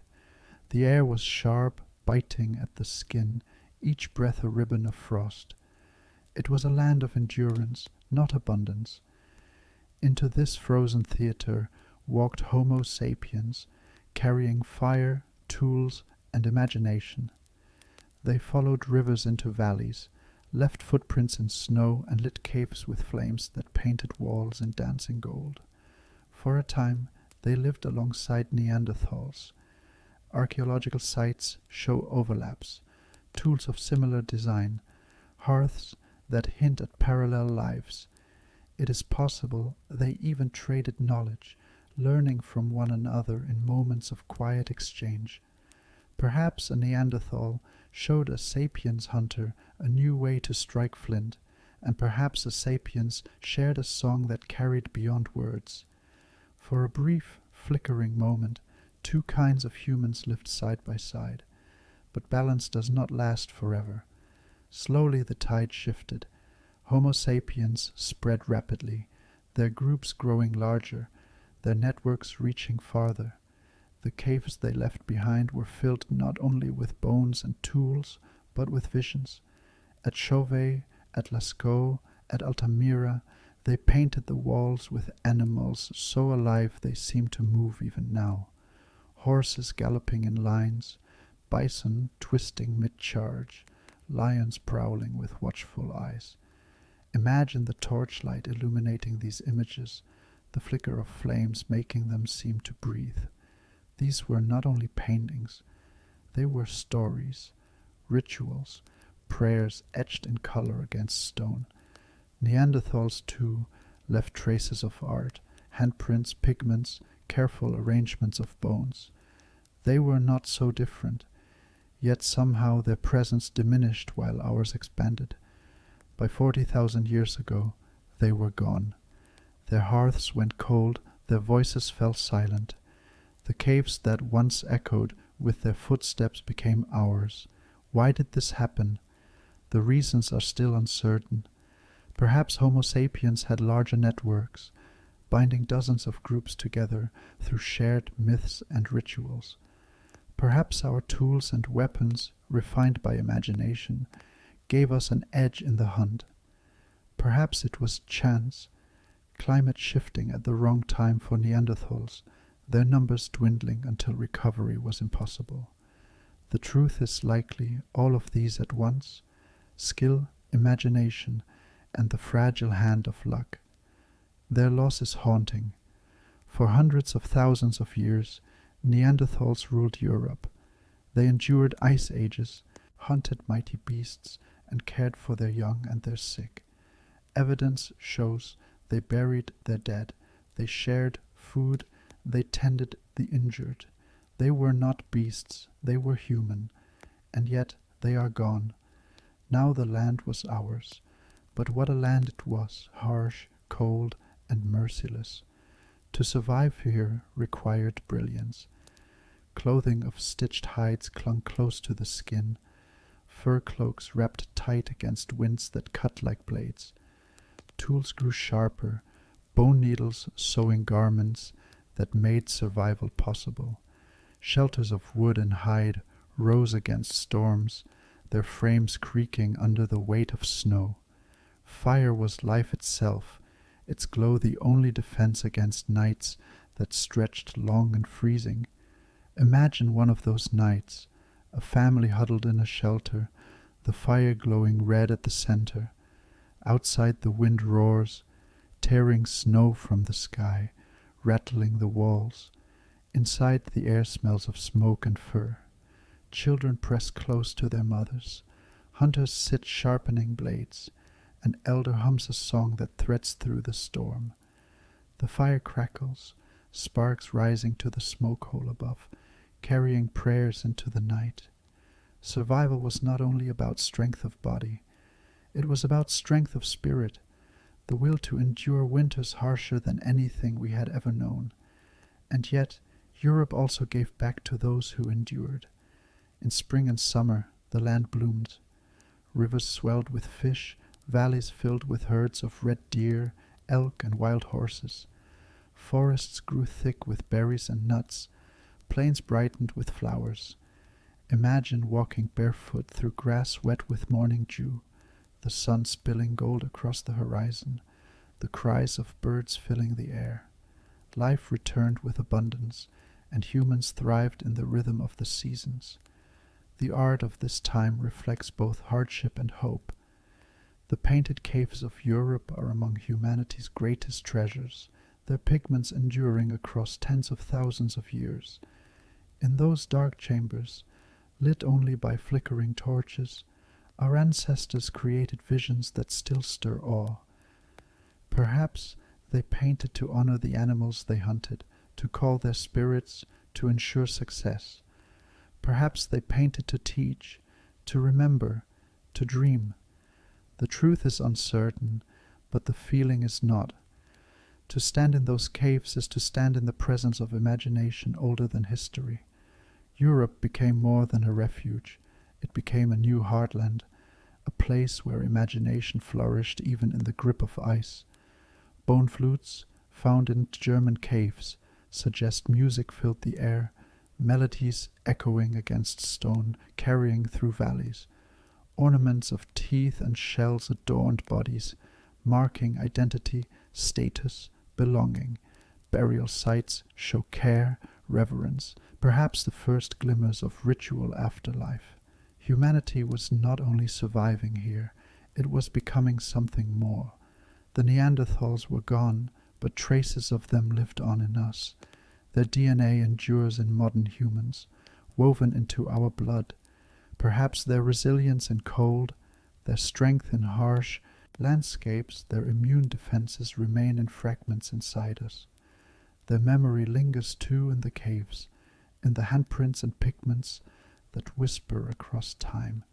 They are gone, but not erased. Europe was ours, but it was not given easily. Every winter tested us, every hunt demanded cooperation, every storm reminded us of fragility. Yet through it all we persisted. The continent that had once belonged to Neanderthals now became one of our great strongholds.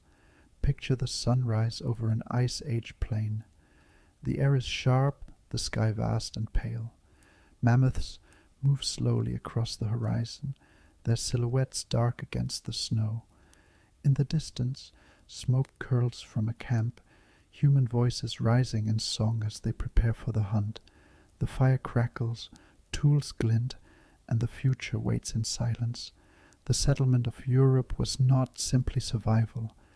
It was triumph against the harshest of trials. It was imagination made visible in caves, music carried on bone, and resilience etched into every generation. Every sunrise over those frozen valleys lit a new chapter in the human story, one where endurance and imagination walked hand in hand, shaping a heartland that would carry us into the future. From the frozen plains of Ice Age Europe, humanity's footsteps carried ever farther. By at least 20,000 years ago, people had reached the edge of another world entirely, the vast untouched continents of the Americas. It was the final great migration of prehistory, the moment when the human story stretched its reach to nearly every habitable land beneath the sun. Imagine the crossing. To the north, glaciers towered like walls of white, blocking paths with mountains of ice. Between them lay a land bridge, Beringia, a wide wind-swept expanse that once connected Siberia to Alaska. Here the air was sharp with cold, the ground hard with permafrost, and herds of mammoth and bison thundered across the tundra. The sea, lowered by ice locked in glaciers, exposed wide plains where today there's only water. Across this bridge, humans moved slowly, step by step, carrying fire, tools, and memory into a new world. But perhaps the land bridge was not the only way. Some may have followed coastlines in small boats, skimming the edge of continents, hunting seals and fish, gathering kelp and shellfish from the tide. The smell of salt spray, the calls of seabirds, the steady rhythm of paddles against water, these too may have been the sounds of first arrival. However they came, they entered a land untouched by humans, a world of abundance and wonder. The Americas were immense. To the north stretched endless tundra and ice, winds whipping across open plains, auroras dancing green and red across night skies. To the south lay deserts blazing with heat, jungles steaming with life, mountains piercing the clouds, and coasts that stretched into infinity. Within a few thousand years, humans spread through them all, from the frozen edges of Alaska to the southernmost tip of Patagonia. Imagine their journeys, hunters following mammoth herds across snowy plains, their breath steaming in the frigid air, spears clutched tight in gloved hands, families moving along river valleys, the water gleaming beneath the sun, carrying them deeper into the heart of continents. bands entering jungles where the air dripped with humidity, where every step was tangled with vines, where unseen creatures shrieked and sang in the canopy. The scale was immense, the diversity staggering, yet humans adapted, as they always had. The Americas were also a land of giants, megafauna larger than almost any the world had seen. Mastodons and mammoths roamed forests and plains, their tusks gleaming ivory. Saber-toothed cats lurked in tall grass, their canines long and curved like daggers. Glyptodons, armored like tanks, lumbered across fields. Giant sloths as tall as houses dragged their claws through leaves. To encounter these creatures must have been both awe and terror, the earth shaking with their steps, the air filled with their presence. But within a short time, these giants began to vanish. Their disappearance is a mystery still debated. Perhaps the climate, warming at the end of the Ice Age, disrupted their fragile balance. Perhaps human hunters, armed with fire and cooperation, struck at them with relentless persistence. Likely it was both, a world changing too fast and a new predator too clever. Whatever the cause, by 12,000 years ago, many of the great beasts of the Americas were gone.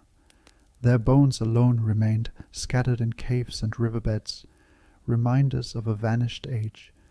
For humans the land remained, and it was vast. In the north they crafted shelters of bone and hide, domes built from mammoth tusks covered in fur, fires crackling within while snow piled high outside.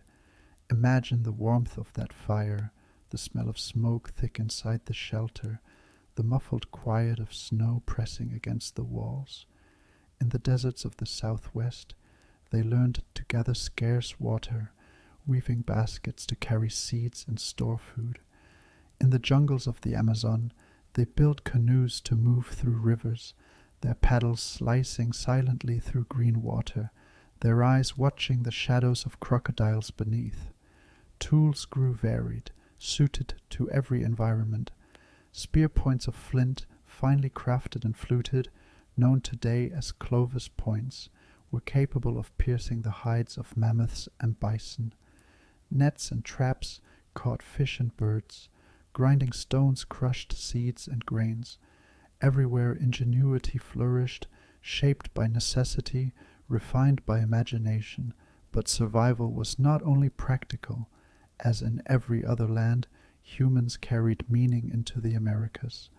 Petroglyphs carved into rock, painted figures on canyon walls, sacred sites aligned with stars. Imagine standing in a cave lit by torchlight, hands tracing the outline of animals etched into stone, the smell of soot heavy in the air. These were not mere records. They were stories, prayers, identity pressed into the land. The Americas became a vast laboratory of adaptation. In the high Andes, humans learned to breathe thin air, their lungs adjusting to the altitude, their bodies adapting to cold mountain nights. In the Arctic, they mastered the hunt of seals and whales, crafting harpoons and clothing of layered fur to withstand the killing chill. In forests, they wove shelters of wood and leaves, blending into the green canopy. In plains, they moved endlessly, following herds across open horizons. Everywhere, humanity found a way to endure, and not only endure but thrive. Networks stretched across valleys and mountains. Shells from coasts found hundreds of miles inland. Obsidian blades carried from faraway peaks. Families became tribes. Tribes became cultures, each one shaped by the land but bound by the same thread of imagination. The Americas were not merely discovered. They awakened. They were sung into being, named, mapped in story and ritual. Rivers were remembered in song, mountains honored in ceremony, stars used to trace the paths of journeys. The land became part of identity, and humans became part of the land. Pause here and picture the sunrise over the Great Plains. The sky burns red and gold, the grass rippling like waves beneath the wind. In the distance, bison move in herds so vast they seem endless, their hoofs rumbling like thunder. At the edge of a camp, smoke rises from fires, voices murmur, spears are sharpened, the air is cool, the scent of earth and grass thick, the horizon endless. This is the rhythm of the Americas, vast, wild, immense. By the time humanity had spread from north to south, from tundra to jungle, from desert to mountain, the great expansion of our species was complete.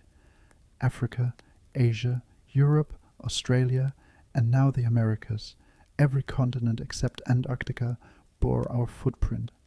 Fires burned on beaches, in forests, on plains. Songs rose in mountains, prayers whispered in caves, laughter carried across rivers. We had become planetary, but to be planetary is not only triumph, it is responsibility. Wherever humans walked, landscapes shifted, fires burned differently, animals vanished, rivers were crossed and reshaped. The Americas, once filled with giants, now bore the mark of our presence. We had become not just wanderers, not just survivors, but forces of change on a global scale. The Americas awakened with our arrival, but so too did our destiny awaken with them. We were no longer a fragile species clinging to survival. We were architects of futures, bearers of stories, carriers of fire. The earth was whole, immense, and under one sky, and beneath that sky, humanity now stretched from horizon to horizon. Every sunrise of a tundra, desert, jungle, and mountain marked the completion of a journey that had begun 250,000 years before, in the heart of Africa. And with this journey, the human story had become the story of the earth itself. The earth had begun to warm. Glaciers that had gripped continents for tens of thousands of years were melting back, retreating into valleys, releasing torrents of water into rivers and seas. Forests crept northward, green replacing white. Grasslands blossomed where once there was only ice. Humanity, scattered across the globe, felt the shift in every breath of softer air, every spring that came earlier than the last. The Ice Age was ending, and with it came hope, hope for stability, for harvests, for the dream of shaping land instead of endlessly chasing it. But then, without warning, the world turned cold again. Around 12,800 years ago, Earth plunged back into a 1,000-year freeze. It came swiftly, a return to glacial cold so sudden that generations living through it must have felt as though the very balance of the world had been broken. This was the Younger Dryas, a time when rivers froze, where they had begun to flow freely, when plants that had taken root withered in frost, when animals weakened and died in great numbers. Imagine standing in a valley where fields of grass had only just begun to flourish. The air now bites with cold, frost creeping across leaves each morning, the wind cutting with glacial sharpness. Crops carefully planted shrivel before they can bear seed. Hunters return with empty hands. The game thinned or vanished. Families huddle around fires that burn lower each night, their voices quiet, their eyes searching the horizon for signs of relief. But relief does not come. The causes of this sudden shift remain uncertain. Some scientists speak of a comet striking Earth, scattering dust and fire, plunging skies into shadow. Others believe the melting glaciers themselves released torrents of fresh water into oceans, disrupting currents, stalling the systems that carried warmth across the planet. Whatever the trigger, the result was the same: chaos. Megafauna, already weakened by changing climates, collapsed in great waves of extinction. The last mammoths dwindled. Saber-toothed cats fell silent. The great sloths and glyptodons of the Americas disappeared. The earth once filled with giants became emptier, quieter. The sound of their absence must have been deafening. No more thundering herds, no more shadows of beasts larger than men. For humans, this loss was not only ecological, but spiritual. Stories tied to those animals would have faded, myths lost with the creatures that inspired them. For early farming cultures, the younger Dryas was especially cruel. In fertile valleys, like the Levant, where humans had only just begun experimenting with planting seeds and tending crops, the cold brought ruin. Imagine bending to plant wheat in soil damp with meltwater, only to see frost descend that night, killing sprouts before they grew. Harvests failed again and again. Villages built in the hope of permanence were abandoned. Families scattered back into nomadic life, carrying with them disappointment and memory of what might have been. Yet humanity did not end here. In fact, catastrophe carved resilience deeper into our story. The bands who endured learned new ways to survive. They grew more inventive with tools, more careful with planning, more deliberate with cooperation. Hunters refined their weapons to take smaller, swifter prey as the great beasts vanished. Gatherers turned to seeds and roots that could endure harsher climates. Fire, once only protection and warmth, became more carefully managed. Hearths, engineered to burn longer, smoke controlled to preserve food. In caves and shelters, new rituals may have risen, prayers whispered not only for the hunt, but for the endurance of all. Picture a night during the younger Dryas. The wind howls outside, rattling branches heavy with frost. Inside a hut built of hides and wood, the fire glows low, its warmth precious. Families gather close, their breath mingling in the cold air. An elder speaks softly, voice cracked with age, telling of a time when the land was green, when animals were plentiful, when the world was kinder. The children listen, wide-eyed, not as memory, but as dream, for to them the world has always been ice and hunger.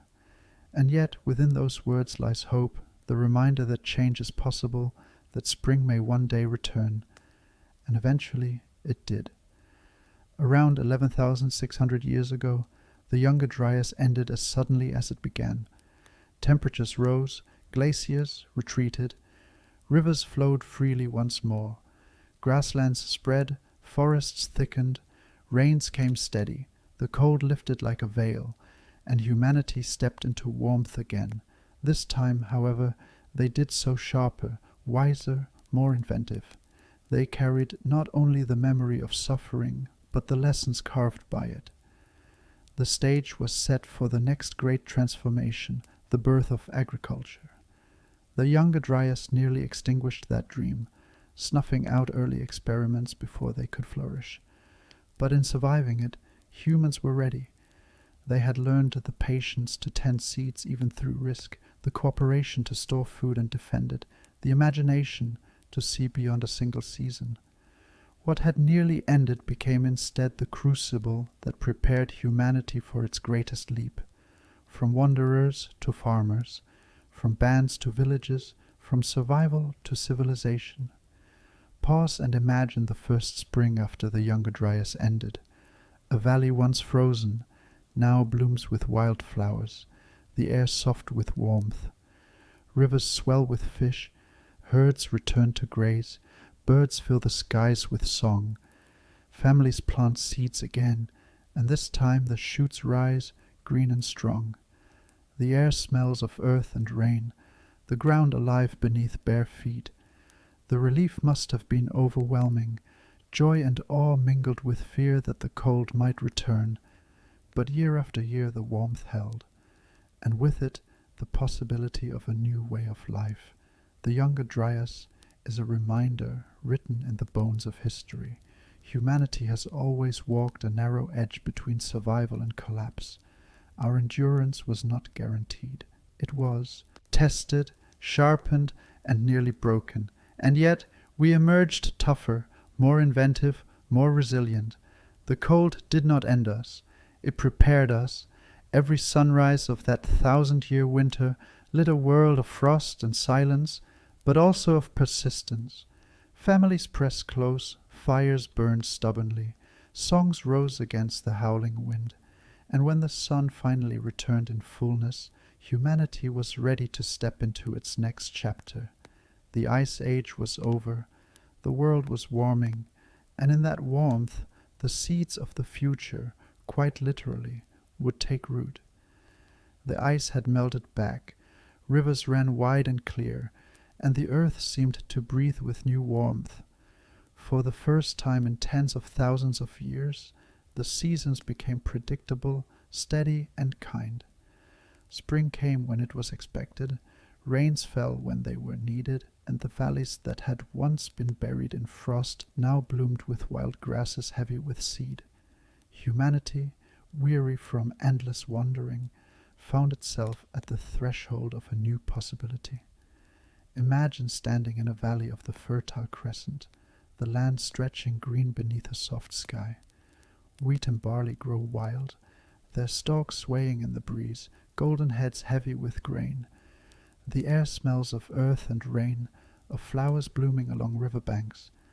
Herds of gazelle move through the grass, and flocks of birds rise in waves with a sound like rushing water. To those who had endured the younger Dryas, who had known hunger and frost, this was abundance almost unimaginable. It began with a simple act, gathering. Families bent low to pluck seeds from grasses, filling baskets woven from reeds. They carried them back to camp, roasted them on fires, ground them into flour between stones. The taste was new, rich, sustaining, different from meat or roots. At first it was still the work of foragers, but then came the moment of imagination, the decision to plant. Picture someone pressing a seed into the soil, covering it lightly with earth, and waiting. Days pass, rain falls, sun warms, and slowly a shoot emerges, fragile and green. It grows taller, stronger, until it bears more grain than the one seed could ever provide. This was not merely food, it was transformation. For the first time, humans were not only taking from the land, they were shaping it. The gamble was immense. Planting required patience. A forager could eat berries immediately, hunt game within hours. Farming meant waiting through seasons, guarding fields against animals, trusting the earth to return what had been given. It meant risk. A storm, a flood, or a drought could destroy months of work. And yet the rewards were vast. A field of grain could feed many more than a day's hunt.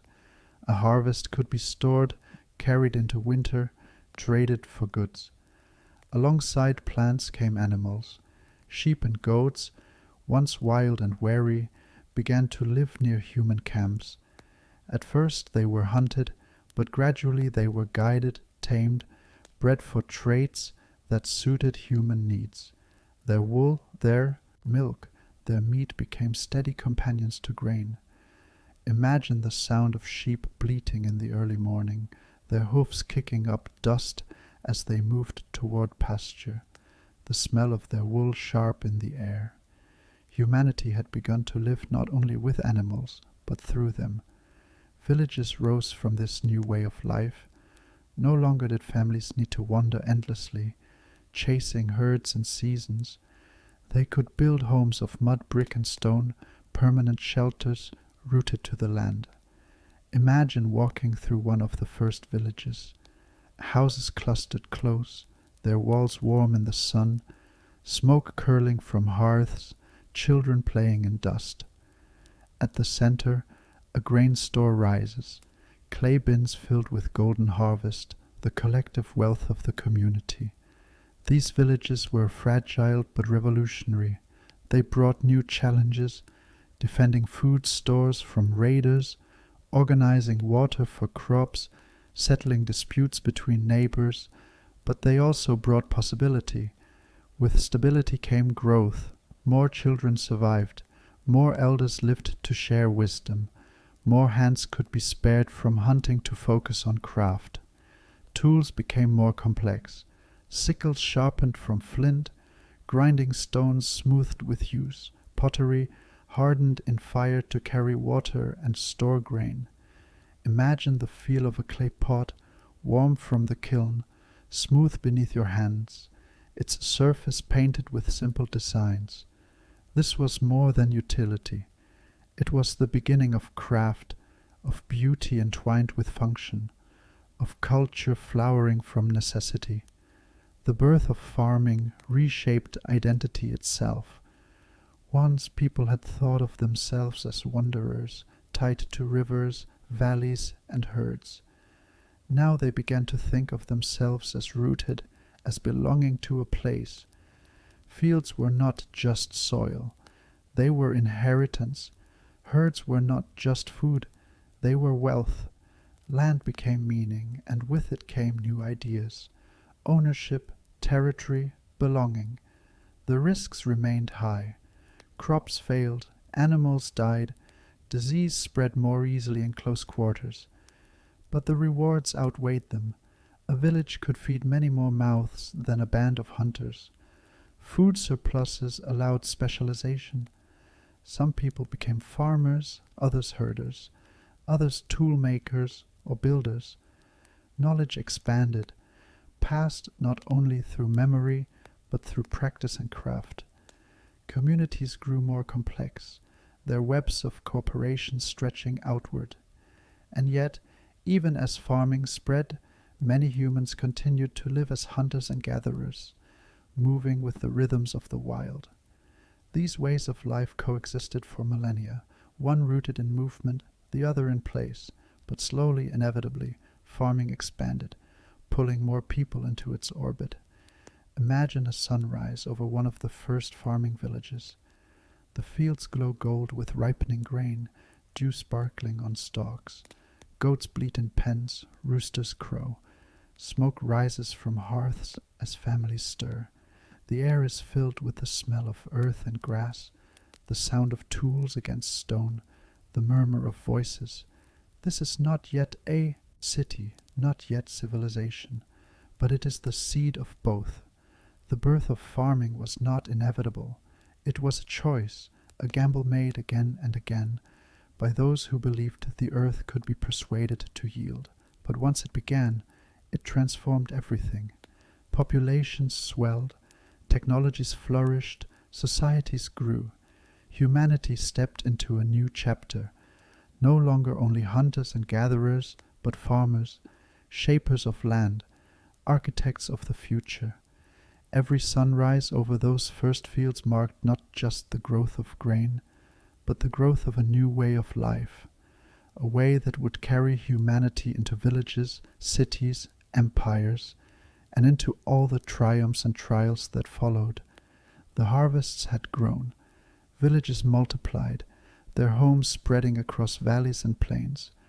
Granaries swelled with grain, herds filled pastures, and the hum of daily life grew steady and familiar. Yet in time, villages became something more. Where once a few dozen families clustered, now hundreds, then thousands gathered. Fields were not enough to hold the weight of so many lives, and so walls rose, markets blossomed, and temples reached skyward. Humanity was stepping into a new invention, the city. Imagine Jericho 9,000 years ago. The Jordan Valley stretches wide, its soil fertile from the river's flood. At its heart stands a cluster of mud brick houses, pressed tight against one another, their flat roofs like steps ascending toward the sky. Narrow alleys wind between walls, alive with the voices of neighbors, the bleating of goats, the smell of cooking fires drifting into the morning air. At the center, a great stone tower rises, massive, round, and mysterious. Some say it was a watchtower, guarding the village against raiders. Others believe it was ritual, a marker of something sacred. Whatever its purpose, it loomed above all else, the first monument of a city. Here, for the first time, People lived not scattered, but shoulder to shoulder. Privacy was rare, community constant. Each knock of a pestle against grain, each bleat of an animal, each word spoken in quarrel or laughter echoed across the crowded streets. To live in a city was to live entangled, every life woven into the rhythm of the whole. Further west, in what is now Turkey, another settlement flourished, Çatalhöyük. Here, thousands of people lived in a dense maze of homes without streets, houses pressed together, wall to wall, their roofs forming pathways. To enter, one climbed a ladder and slipped it down through the ceiling into the heart of the home. Imagine standing on those rooftops, the sun warm on clay, neighbors moving in every direction, voices drifting in the air. Below, the interiors glowed with painted walls, red ochre, black charcoal, murals of animals, hunts, and geometric patterns.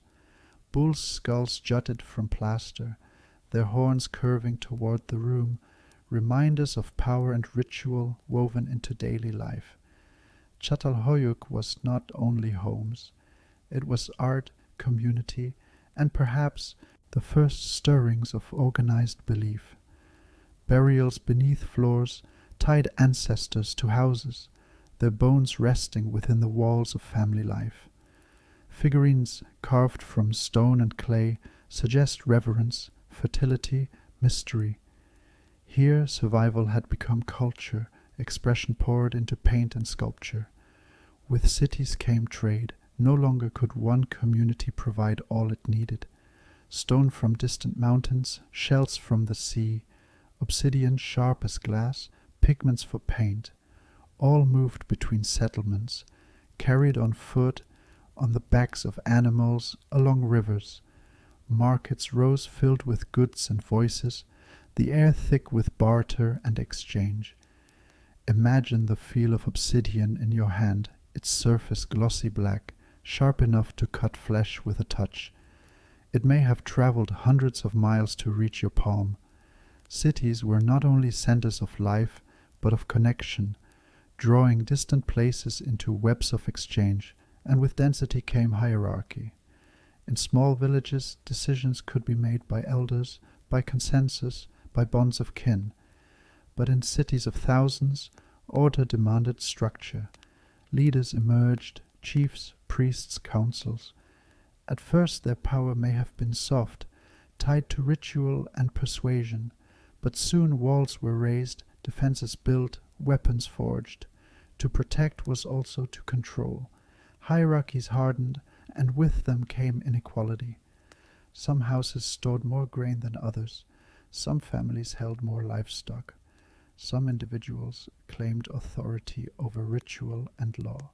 This too was new.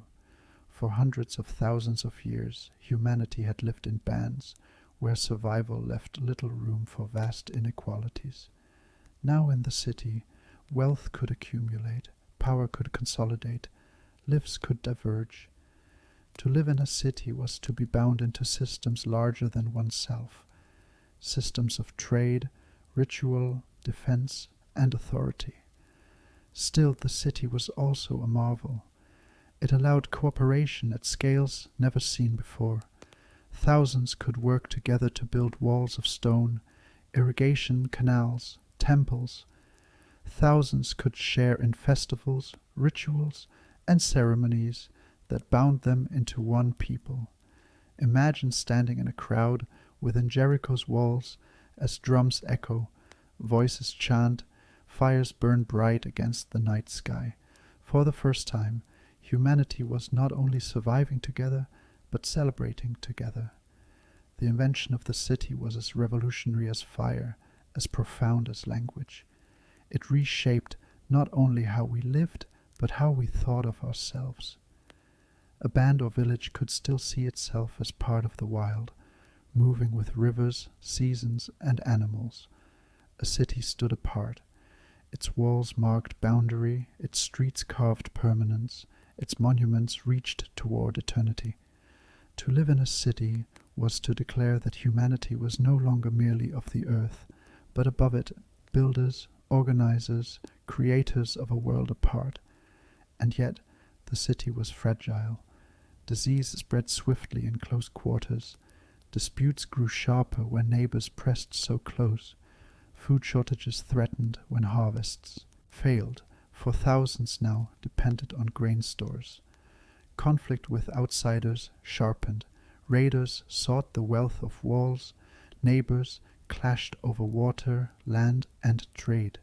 The city was not only cooperation, but conflict made permanent. Still it endured, and in enduring it transformed. Every sunrise over Jericho or Çatalhöyük lit not only fields and homes, but something new, the idea of civilization. The city was the seed from which all future empires, kingdoms, and nations would grow. Pause and imagine the dawn over an early city. The first light spills over mud brick walls, turning them gold. Smoke curls upward from countless hearths, the smell of bread and cooking grain drifting through the air. The sound of animals rises, bleating goats and braying donkeys. Children stir on rooftops. Elders greet one another in narrow lanes. Traders arrange goods in baskets. The city wakes as one body, every life a heartbeat within the whole. The city was not inevitable. Like farming, it was a choice, a fragile experiment repeated in valleys and plains across the world. But once it took root, it became unstoppable. Humanity had built not just homes, but worlds. And those worlds would expand, rise, fall, and rise again, carrying us into futures more complex and immense than any forager on the savannah could have dreamed. Every sunrise from that moment forward lit a new kind of horizon, not only the endless sweep of plains or rivers, but walls, towers, and rooftops, a horizon shaped by human hands, by cooperation and ambition, by conflict and ritual, a horizon of cities, the beginning of the world we still live in today. The city walls stood tall, the fields stretched wide, but beneath the surface of the earth something waited, a promise hidden in stone. For millennia, humans had shaped their world with wood, bone, and stone. They had sharpened flint into blades, carved bone into needles, polished stones into axes. But stone, however sharp, could shatter. Wood, however strong, could rot. Bone, however useful, could break. The world was ready for something harder, sharper, more enduring, and so began the age of metals. Imagine the first time a human saw copper gleaming in the sun. Perhaps it was a greenish stone cracked open in a riverbed, or a glint of red gold in a cliffside. It caught the light differently than rock, almost alive with brightness. At first it was gathered for beauty, hammered into beads, ornaments, symbols. But then came fire. Someone, somewhere, placed copper ore into a hearth, and in the heat it softened, melted, transformed. From the flames came not just stone, but metal, a substance that could be shaped, sharpened, hardened. It was as if the earth had given up a new element of its own imagination. The sound of this age was the ring of hammer against anvil, the hiss of hot metal plunged into water, the crackle of furnaces fed with charcoal. The air smelled of smoke and earth, tinged with the metallic tang of copper and tin. Villages became workshops, their nights glowing orange from smelting fires. Metal workers, once ordinary, became something new, artisans of transformation, alchemists who turned rock into tools, weapons, and treasures. Copper alone was soft, useful for decoration, but less for strength. But when humans learned to mix it with tin, a miracle was born. Bronze, harder, sharper, more durable than stone. Bronze axes could clear forests. Bronze plows could cut deeper into soil. Bronze blades could slice through leather and flesh. A farmer with bronze could till more land. A soldier with bronze could hold power. A city with bronze could rise above its rivals. This was not only technology, it was revolution. The mastery of bronze transformed agriculture, warfare, and society itself. Fields expanded, harvests grew larger, populations swelled. Armies marched with weapons that gleamed in sunlight, shields ringing with impact. Cities forged alliances and waged wars, their fates bound to those who held the knowledge of metal. Trade spread further than ever before. Tin was rare, copper more common, and so great networks formed to bring them together. Imagine caravans moving across deserts, their camels laden with ore, the sound of bells clinking in the dry wind. Picture ships rocking on the sea, carrying ingots of bronze, their sails full of salt air. Across mountains, valleys, and oceans, metals moved, and with them ideas, languages, and cultures. In this age, inequality deepened. Those who controlled metals controlled power. Rulers and elites armed their warriors, built their palaces, and adorned themselves with bronze jewelry. The poor still labored with wood and stone, while the wealthy held tools and weapons that gleamed. Metal was not only strength, it was status, the glitter of authority hammered into bracelets, crowns, and swords. But bronze was only the beginning. In time, humans discovered something harder still. Iron. Unlike copper and tin, iron was abundant, hidden in dark ores scattered across the earth. But it was stubborn, requiring hotter fires, greater skill, more patience. For centuries, humans experimented, failed, and tried again, until finally they learned to coax iron from rock, to forge it into blades, plows, nails, and chains. Iron changed everything. Imagine the first iron sword, black and strong, its edge sharper than bronze could ever be. In battle, it cut through armor. In fields, iron plows dug deeper furrows, turning stubborn soil into fertile ground. Iron was no longer the privilege of elites alone. Its abundance meant it could spread, arming more people, fueling more farms, building more cities. With iron came armies larger than ever before, empires stretching farther, conquests more devastating. The age of metals was humanity's first industry. It demanded furnaces, miners, smiths, traders, and warriors. It demanded forests cut for charcoal, rivers redirected to power bellows, hills scarred by mining, landscapes changed under its weight, reshaped not by weather or time, but by human ambition. Fields widened, cities grew taller, armies marched farther. Humanity had entered a world where imagination was not only expressed in art or story, but in industry, in fire, smoke, and steel. And yet, even as metal gave power, it bound humanity more tightly to its own choices. Wars grew more destructive, hierarchies more rigid, labor more divided. But so too did cooperation. The skill of smiths was prized, their knowledge passed from hand to hand, their craft almost sacred. The ringing of hammers was both the sound of survival and of community, echoing across valleys, binding lives into one rhythm. Pause and imagine the sunrise over an early metalworking town. The air is cool, but the furnaces glow already, smoke curling into the morning sky. The clang of metal on stone rings out, steady as a heartbeat. Farmers walk with iron-tipped plows slung over shoulders, soldiers with bronze spears gleaming at their sides.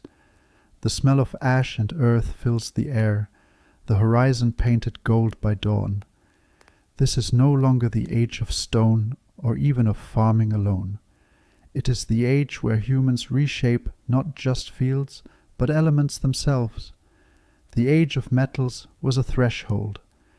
It was the moment humanity stepped fully into industry, into power that was both creative and destructive. From it came kingdoms, empires, and the first whispers of history written in steel. From it came walls of stone, temples of bronze, and weapons that glimmered with authority.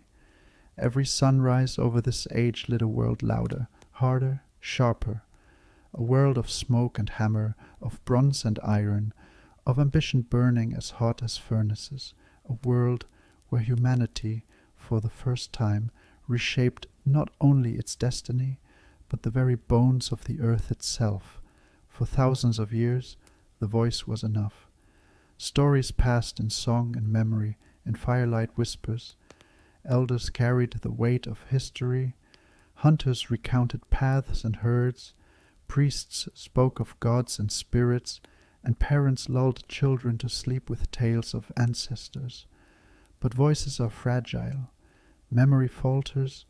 Words vanish with death, scatter like smoke on the wind.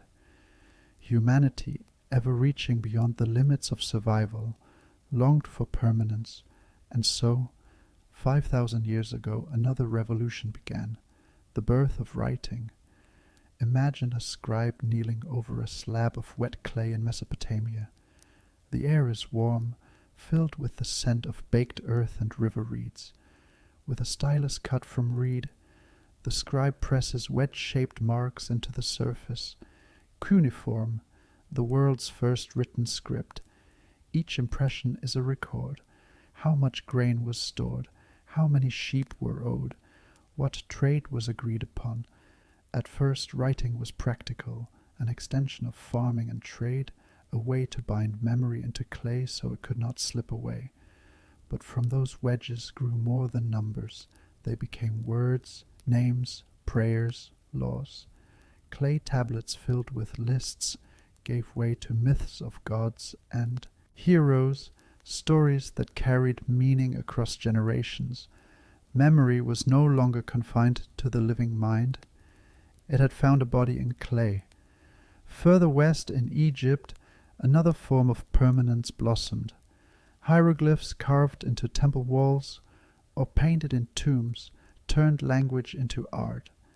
Imagine walking through a hall where every surface is alive with images, birds, eyes, suns, rivers, gods with human bodies and animal heads. The walls glow with painted colors, the stone cool beneath your hand. These were not mere records, but visions etched into eternity. To carve in stone was to declare that words, like monuments, could outlast the body. Writing spread like fire across civilizations. In the Indus Valley, symbols inscribed on seals hinted at commerce and belief.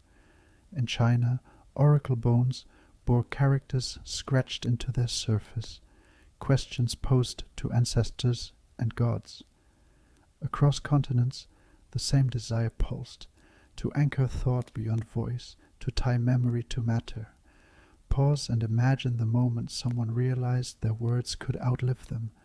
A farmer inscribes his name on a pot, and generations later it is read. A king commands his laws written on stone, and centuries afterward strangers still obey them. A poet carves a song into clay, and long after their voice is gone, the song still speaks. Writing was not only invention, it was immortality. The impact was profound.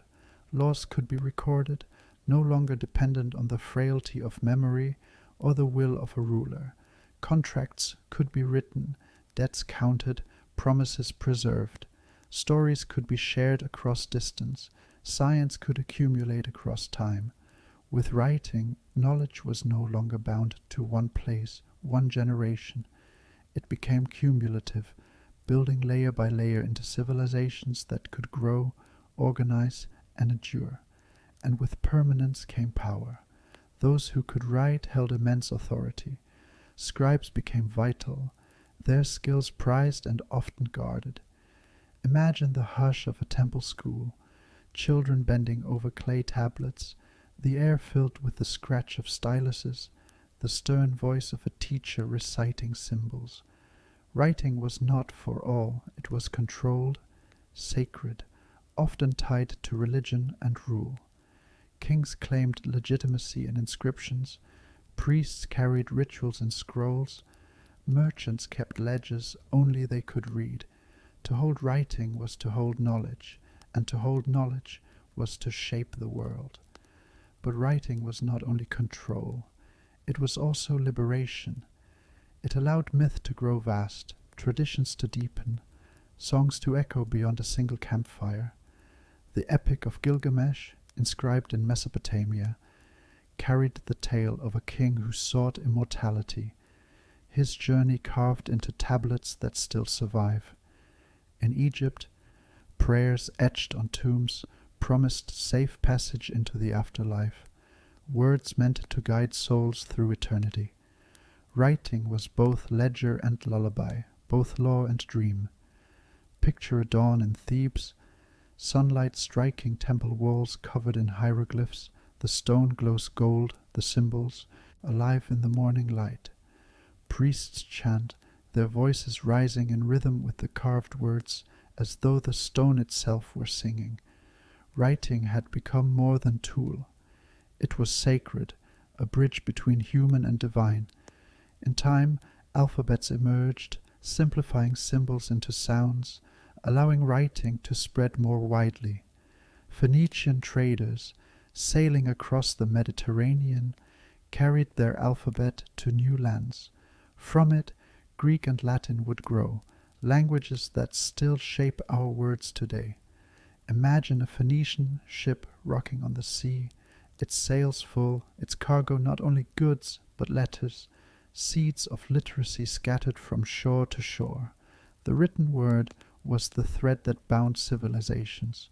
With it, empires could command distant provinces, coordinate armies, levy taxes, and spread religion.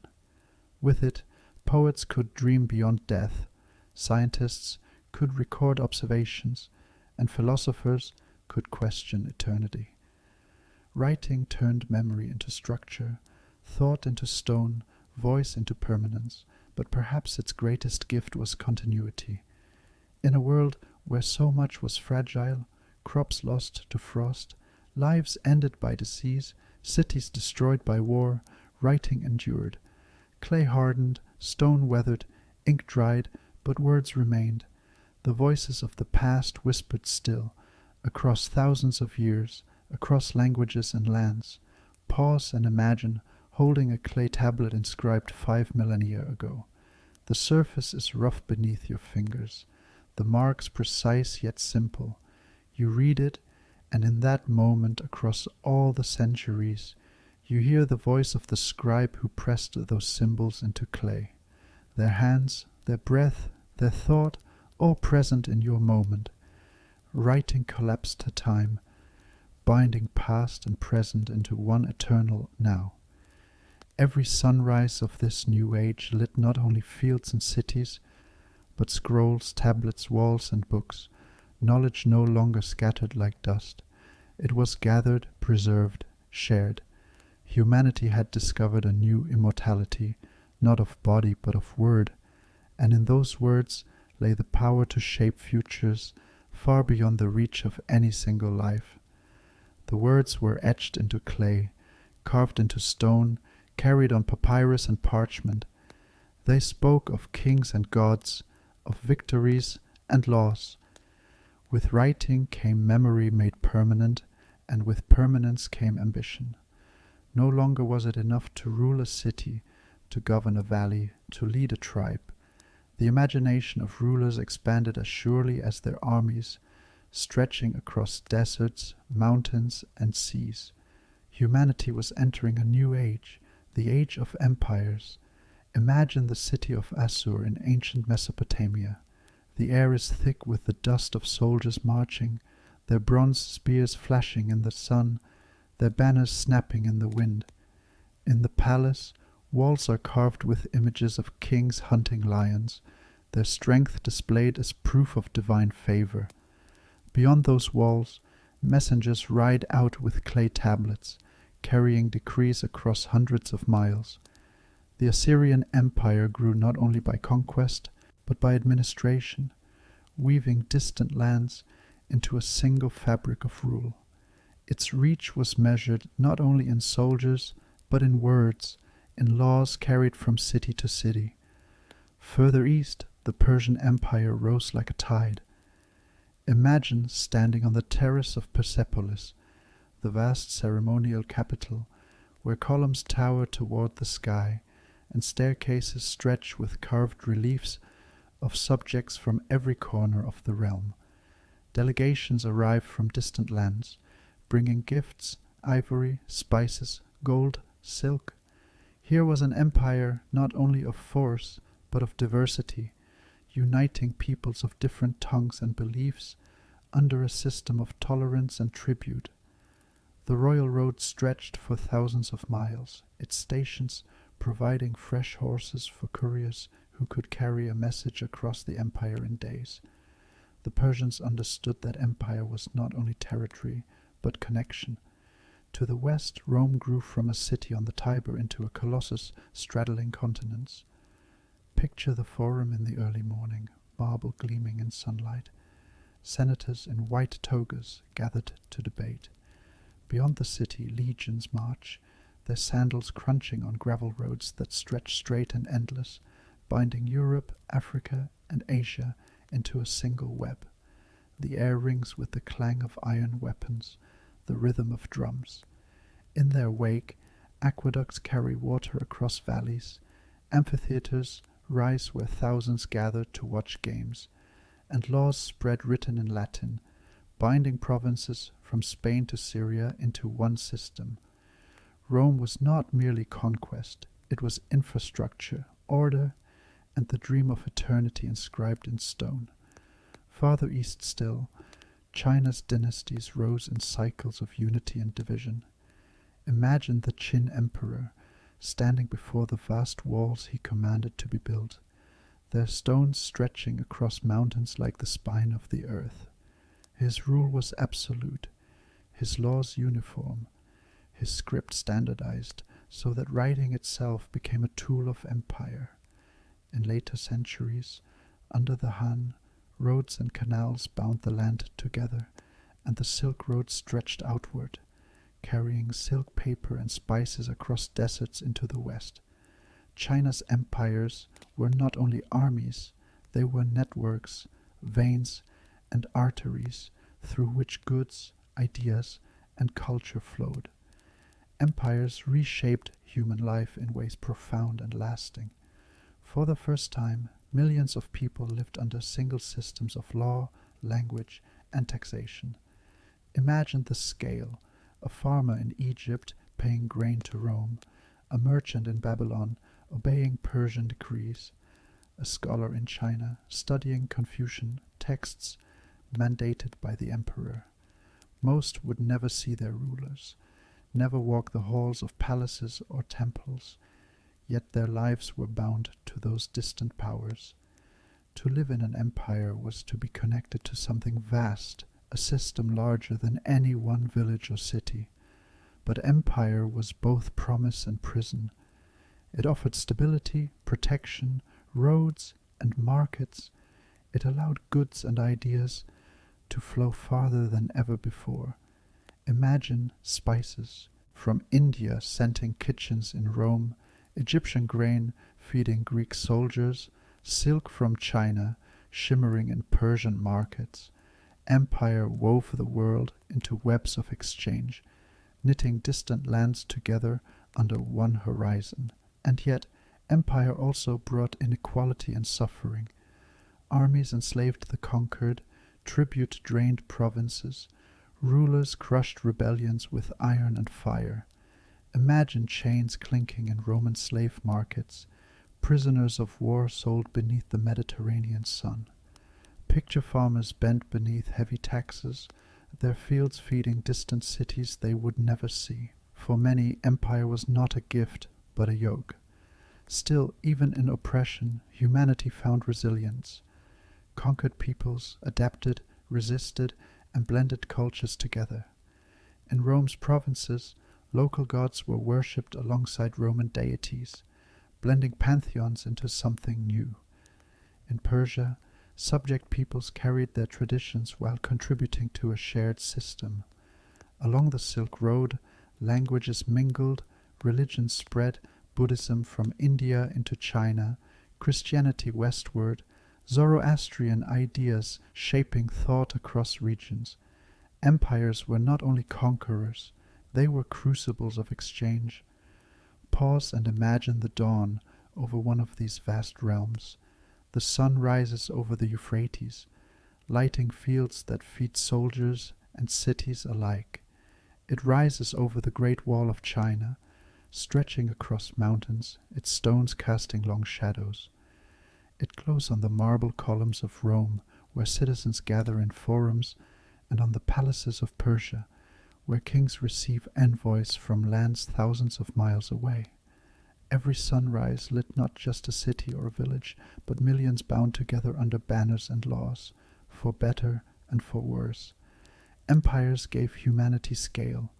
They taught us how to organize, how to govern, how to connect across distance. But they also taught us the costs of ambition, the brutality of conquest, the fragility of power, the cycles of rise and fall. For all their grandeur, empires crumbled. Assyria fell to Babylon. Persia fell to Alexander. Rome fractured, its marble monuments crumbling into ruin. China's dynasties rose and collapsed, each giving way to another. Empire was not eternity, but cycle, expansion and collapse, promise and ruin. Yet even in their fall they left legacies, roads that still guide paths, laws that still shape justice, languages that still carry meaning. They left ruins that rise from the earth like memories, stones whispering of glory and failure alike. They left ideas of governance, of citizenship, of empire itself, that still echo into the present. Every empire dreamed of permanence. Every empire declared itself eternal. And yet the truth was always the same. Permanence belonged not to rulers or armies, but to humanity itself, to the imagination that kept building even after collapse. Every sunrise in the age of empires lit both marvel and misery, both grandeur and grief. But above all, it lit the vastness of humanity's reach. The proof that we could live not just in villages, not just in cities, but in worlds so immense that a single ruler might claim millions of lives under their shadow. The empire was both prison and promise, and from its contradictions, the story of humanity grew ever more complex, ever more immense. The story stretches back 250,000 years to a time when our kind was fragile, scattered, and nearly lost, from a few thousand souls clinging to survival in the savannas of Africa. Humanity spread, endured, and transformed. Each sunrise along that journey lit a different horizon, the glow of fires in caves, the shimmer of ochre on stone, the sparkle of seas crossed by fragile boats, the gleam of bronze and iron, the scrolls of scribes, the marble of empires. And now, here we are, heirs to it all. The world we inherited is not merely the land beneath our feet, but the story woven into every breath we take. Imagine looking at your own reflection. In your eyes, in your hands, in the lines of your face, there are echoes of those who came before. Their choices carried forward in you. Their survival written in your DNA. Their stories, whether remembered or forgotten, shaped the languages you speak, the foods you eat, the beliefs you hold. Every human alive today is a living archive, carrying the memory of the entire species in their body and mind. We inherited fire, the first technology, the oldest companion. It still warms our homes, powers our engines, glows in our cities. The same flames that once kept leopards from the edge of a cave now burn in the heart of rockets, carrying us beyond Earth. We inherited farming, the decision to place seeds in soil and trust in tomorrow. From that act came villages, cities, and the abundance that sustains billions. We inherited writing, the miracle of permanence, the voice that survives across centuries. And we inherited empires, both their marvel and their misery, their roads and their ruins, their order and their oppression. Pause and picture the modern world from the sky at night. The continents glow with lights, rivers traced by electricity, cities blazing brighter than stars. Beneath that light lies everything, roads laid by empires, languages grown from ancient alphabets, beliefs shaped by millennia of imagination. The earth is mapped, divided, crossed by borders and wires. Yet under all of it, we are still what we were at the beginning, one species, fragile, curious, enduring. The world we inherited is magnificent, but also precarious. Our ingenuity, the very trait that carried us through extinction, drought, and ice, has also placed new trials before us. The fire we command can warm, but it can also scorch forests and melt ice. The metals we shape into tools can build, but also destroy. The words we etch into law can preserve justice, but also enforce cruelty. For the first time, our power extends not only to survival, but to the planet itself. Every forest cut, every river dammed, every species vanished, every layer of atmosphere warmed. These too are part of the legacy of Homo sapiens. We are the first species to hold the earth itself in our hands, to carry both the power to sustain and the power to undo. It is both wonder and burden, both triumph and risk, and yet the story is not finished. The last chapter is not written.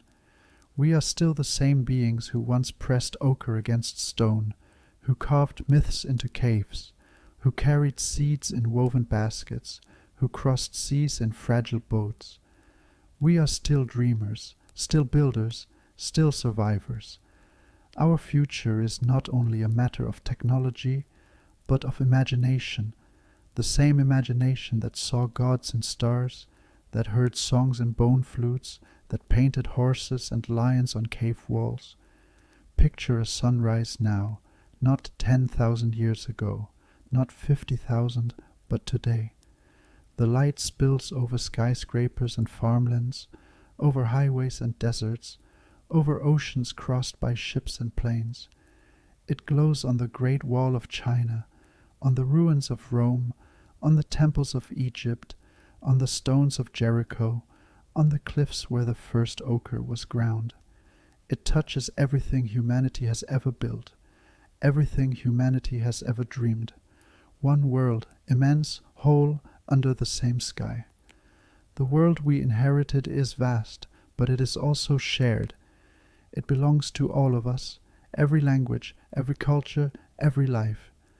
From the hunter crouched by a fire 200,000 years ago to the astronaut orbiting Earth today, it is the same thread, unbroken. The question, as always, is whether we will endure the next trial. Will we survive our own power? Will we choose to imagine futures of harmony rather than collapse? Will we, as our ancestors once did in caves, in fields, in cities, find ways to adapt, to endure, to dream? The story of Homo sapiens is not yet complete. It has carried us through bottlenecks and migrations, through ice and fire, through collapse and rebirth. It has shown us again and again that survival is fragile but possible when we imagine, when we cooperate, when we endure. The world we inherited is proof of that, proof that even the most precarious beginnings can become vast, enduring legacies. Every sunrise today lights not only what we have made, but what we might yet make. It lights both past and future, memory and possibility, all bound together in the fragile thread of our species. The story is ours to continue. The world is ours to protect. The future is ours to imagine. The story of our species has never been a straight path. It has curved through darkness and dawn, through collapse and renewal, always fragile, always uncertain, and yet always continuing. From a few thousand scattered souls on the savannas of Africa To the billions who now stretch across every continent, we have walked a journey of survival stitched together by memory, by firelight, by imagination. What carried us was never just strength of body, but strength of vision, the ability to see what was not yet there, to dream beyond hunger, beyond danger, beyond the limits of the moment. It was this quiet, invisible gift that turned stone into tool, embers into hearths, seeds into harvests, words into stories. It is this same gift that binds us even now across oceans and borders, across languages and lives. Each trial we faced, the droughts, the ice, the extinctions, the rise and fall of empires, tested not only our endurance but our ability to change. Again and again we remade ourselves, and in that remaking we endured. We are not only the inheritors of that story, we are the continuation of it, the authors of what comes next. So as you drift into rest, let your mind wander across that immense stretch of time, from the red dust of Africa to the cities glowing in the night, from the first sparks of fire to the satellites circling overhead. It is one thread, one story, one fragile and astonishing journey. And though the final chapters remain unwritten, one truth remains steady.